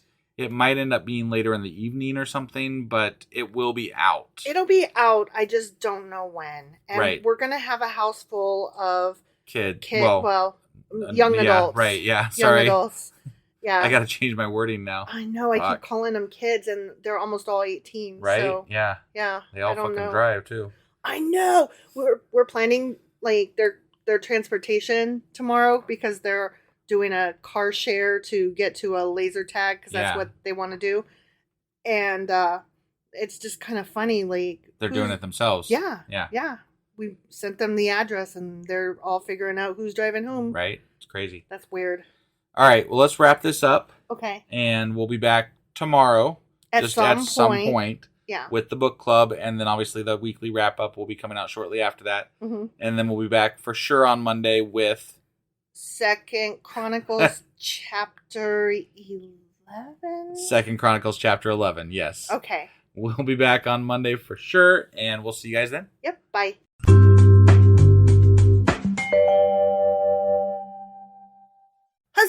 Wife! Do you know what we're doing today? Something long overdue. Well overdue. Yes. So past overdue. Yeah, we suck a little. We do. Sorry, guys. What is it? We're doing a special Patreon episode. We are! We are also? now including Acast Plus subscribers as well at the same levels that they would be on Patreon. So $2 and $5 will qualify to get the bonus episodes. Awesome. So that's I just wanted to throw that out there as a new addition that I just started doing. So, I did not know that. Yeah. So Acast Plus, anybody that's joining up from there, welcome. Yeah. And thank you. And thank you to our Patreon members as well. Definitely, because you guys have been with us forever and you put up with our bullshit. So And we owe you big. Definitely. So what are we talking about today? My understanding is we're talking about Twitter. We're doing the Twitters. We're doing the Twitters. Let's talk about the Twitters. All right, let's go talk about the Twitters. Okie dokie.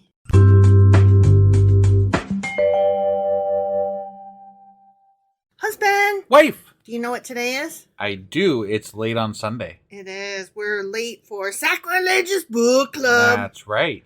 Yeah, sorry, guys. Well, we had things going on, so We I'm not had that sorry. birthday party. Yeah, we had to do our thing. Yeah. And, sometimes the podcast comes not first. Opposite of first. Yeah. But not last. Not last. Definitely Far not from last. Yeah.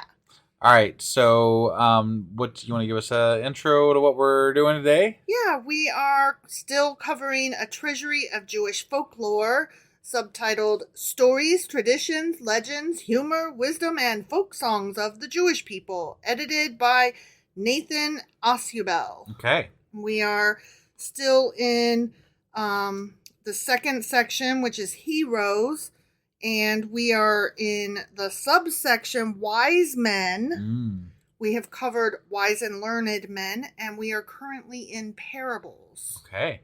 Okay? All right. So let's go ahead and get in here and start going over this stuff. Alrighty. All right.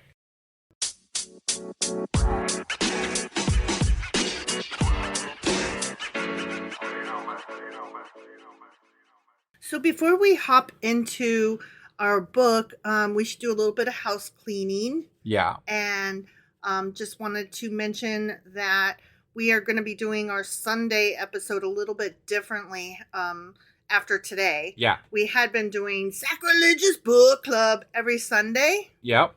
And what we are going to start doing is we're still covering the same book. Yep. But we're going to do it every other week. Yeah.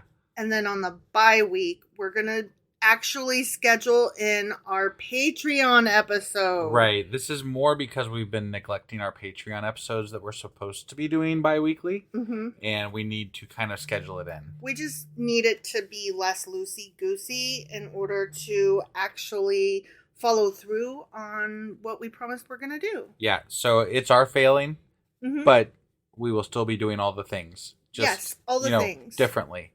All the somewhat. things, the same but different. The same but different, yeah. Yeah. That's all. Yeah. Okay.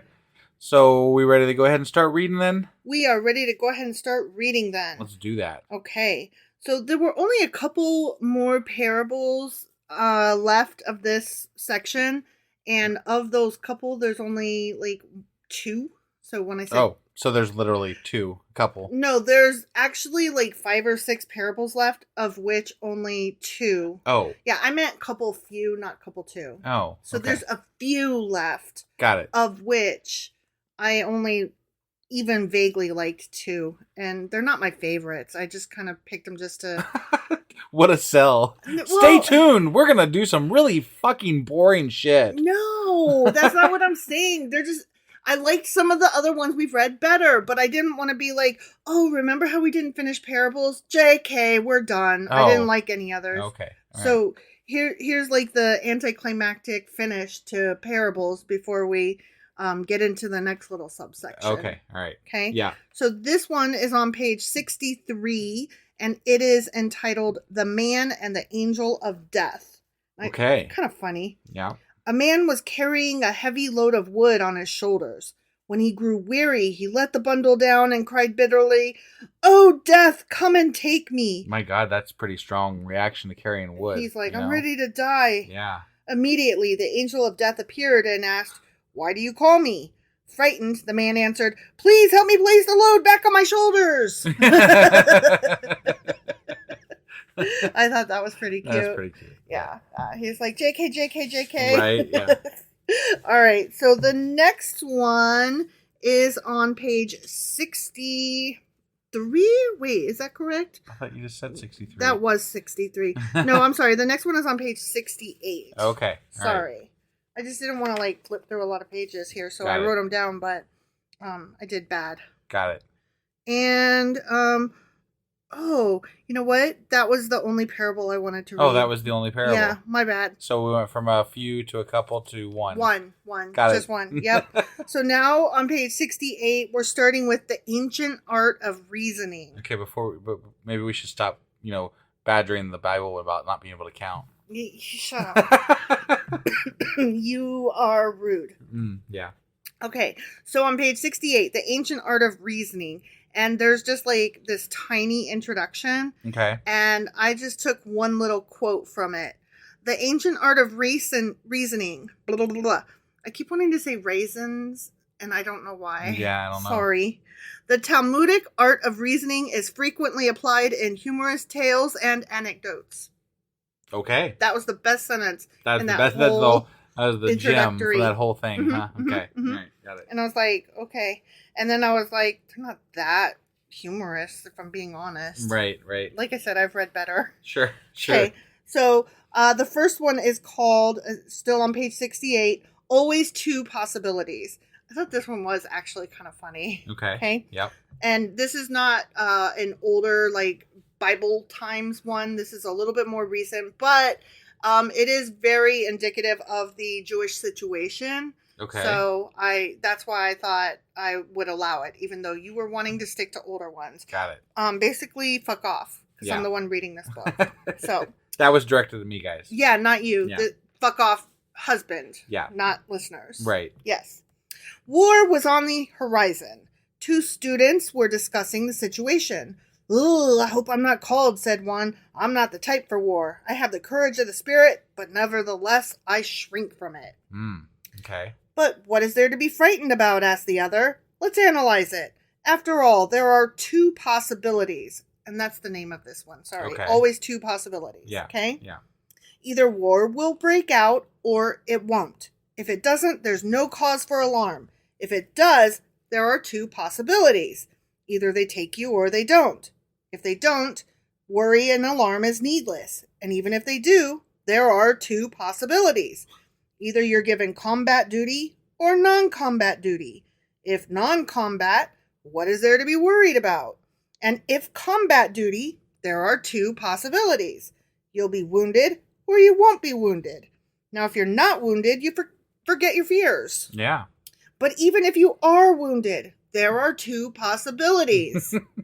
Either you're wounded gravely or you're wounded slightly. Right. If you're wounded slightly, your fear is nonsensical. Right. And if you're wounded gravely, there are still two possibilities. Still two. Yeah. Either you succumb and die, or you don't succumb and you live. Very true.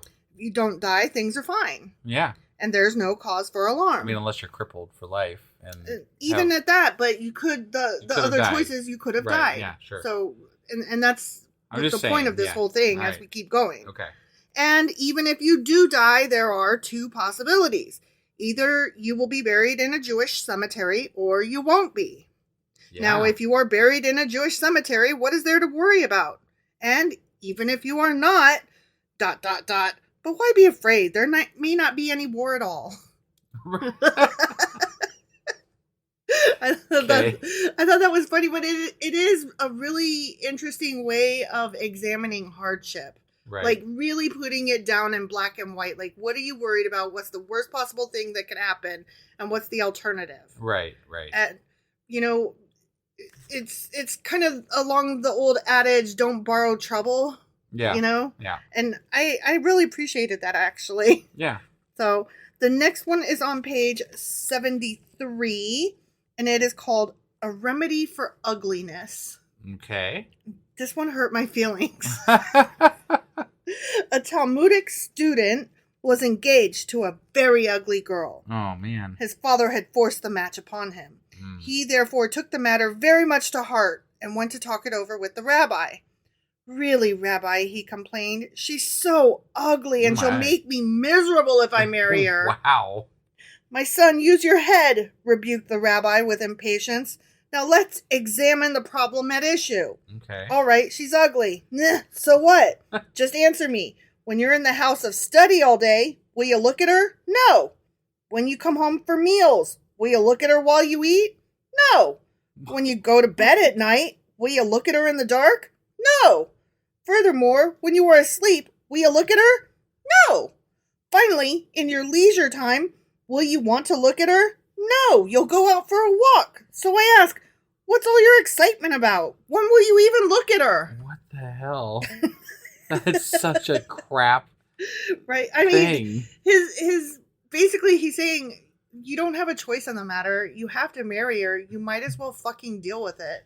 I guess. Get over it. My God. And just, if that's the only thing that is wrong, not that, she's stupid or not that she's a bitch, Right.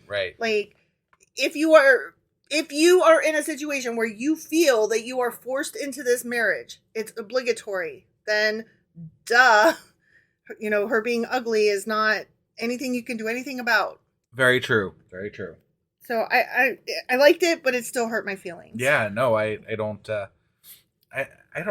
I didn't like that. I think that's just, I mean, okay, I don't like forced marriage to begin with. Right. And then to just have a whole thing about somebody being ugly enough that you can't even, I just didn't like it. I mean, it makes me uncomfortable, It was kind of ridiculous in that, like, just never look at her. You'll be fine. Yeah, but like that poor woman, right?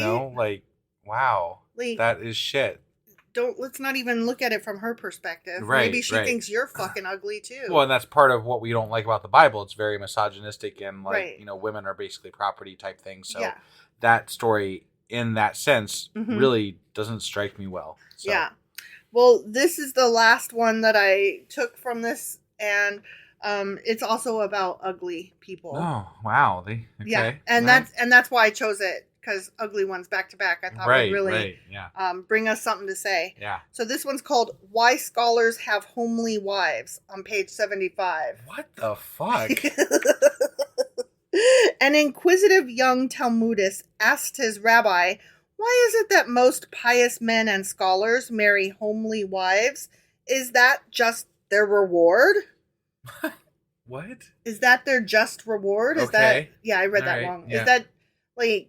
Do they deserve that? Even, they're smart. They study hard. And their reward is that they get ugly, homely wives? Okay. Ugh. Let me tell you a story, answered the rabbi. A rich man once invited some strangers to dinner. Unluckily, the cook burned the greater part of the roast, so the hostess, out of courtesy, had the good portion served to the guests. The members of the family were given the burned parts to eat. Now, my son, this also holds true with regard to the women apportioned to pious scholars.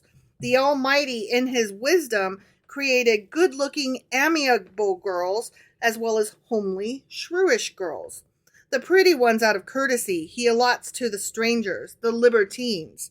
The homely ones he reserves for the pious scholars who are, after all, members of his own family. Wow. Yeah. Wow. Yeah. That's just, I don't even know what to say. Like, that's. Oh my gosh. So, it's because God loves you that your spouse is ugly. Oh, man. If he didn't love you, he would give you a beautiful spouse. Maybe they end up with whatever. I'm not even going to, I'm not even going to comment on that. It's so wrong. It's so terrible. It's so bad. It is really bad. Yeah. And besides, everybody, beauty is in the eye of the beholder. So, like, that's just such bullshit. It's not just in the eye of the beholder, but you could think someone's okay or even somewhat ugly, but the more that you get to know them, the more beautiful they become through you being used to them and you learning to like their personality. Yeah, definitely. So, I totally agree with that. I don't know. There's some really hot people that are just complete assholes. And, right. like, I will always find them ugly inside. And that, yeah, I know that is always like, yeah, ugly people say that. But you know what? I've known some pretty people that say that too. Right. My best friend is gorgeous. And I'm not just saying that because, like, I love her with all my heart. Like, she is my opposite in every way. Like, where I am short, squat, and medium, she is tall, thin, and gorgeous. And, you know, she feels the same way, that beauty is in the eye of the beholder. And it's also something that, you know, it's only skin deep. Well, you're beautiful to me. I know. And I appreciate that. And you were among the top 3 hottest boys at Borders. Yeah, top 3. Mm-hmm. And yeah. Well, there were some hot guys at Borders. And it wasn't just my vote. All the people who worked there agreed. Like, there was a poll that went around. There were some hot people there. And my husband was in the top 3. And that was when we were just friends. Mm-hmm. So, you know, Yep. You've grown in estimation. You're not just among the top 3 hottest boys at Borders. Right. Now you're the hottest. Right. In my heart. Yeah. 'Cause I love you. Well, I love you. I love you. All right. So I think that was all we had to cover today. That was all we had to cover today. All right. And fuck off with all that anyway. Right? Yeah, I mean, that was a bunch of bullshit. All right, guys. That was our book club for today, and I'll be doing the weekly replay here in just a few minutes after I'm done with this, and hopefully getting it out on today as well. And then we'll be back tomorrow with 2 Chronicles Chapter 11? Yes, that is correct. And then next weekend, we won't be doing book club. We'll be doing a Patreon. Correct. So it's a couple weeks before we get to the next one, and sorry, not sorry. Right. I mean, we for our own sanity here, we have to, like, we get to the weekend and we're like, oh my God, we have like 19 million fucking podcasts to record. Yeah. So we had to just kind of... We had to figure out what we're doing. And we had really been neglecting the Patreon. We have. Because it's not specifically scheduled. It's as we can fit it in. Yeah, and we're always like, we'll get to that sometime. And then it ends up being like a month and a half. And we're like, every single time we do a Patreon episode, we're like, sorry guys, it's been a while. Yeah. So we're kind of sick of doing that, and we want to make it a regular thing because honestly, patrons out there, you guys help us out so much, and you're amazing. You guys are great fans. I mean, we felt like we're giving you short shrift here. Yeah, and we're trying to amend that. Definitely. So it just feels like we're, you know, when we have our Patreon episodes, we're talking to some of our most interactive fans. Like they reach out to us on there. They talk to us on Patreon. They let us know what they think of things. I mean, I can't. You guys are really appreciated. So yeah. That's why we're doing this. Yes. And anyway, enough gushing about our patrons. I know, right? But we're gonna go. Love you guys. We do. It's the truth. Yeah. So, but we're gonna sign off here for now, and we'll see you guys tomorrow. Yep. Bye.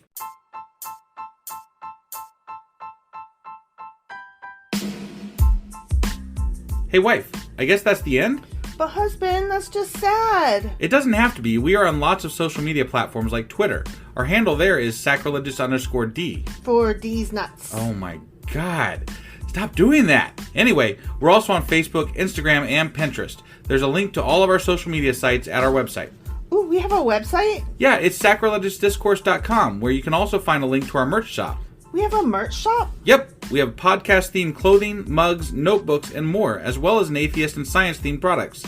Wow, our fans should really go check that out right now. Definitely. They can get in touch with us by sending an email to sacrilegiousdiscourse@gmail.com. But before they do that, we could really use some help. Oh yeah? With what? Well, it's not free running the podcast, and we need some financial support in order to get better equipment, which will free up time so we can concentrate on our podcast and our fans. Okay, so what should they do? Head over to patreon.com/sacrilegious discourse and sign up as a contributor on our podcast. Supporters there receive additional bi-weekly episodes that we record just for our Patreon members for as little as $2 a month. Also, we'd really appreciate it if you would like and subscribe on whatever platform you're using. And Apple Podcast reviews help us out tremendously. Like and subscribe. Leave an Apple review. Join us on Twitter. Support us on Patreon. That's a lot of instructions. Don't forget to say thanks. Thanks. Okay, bye.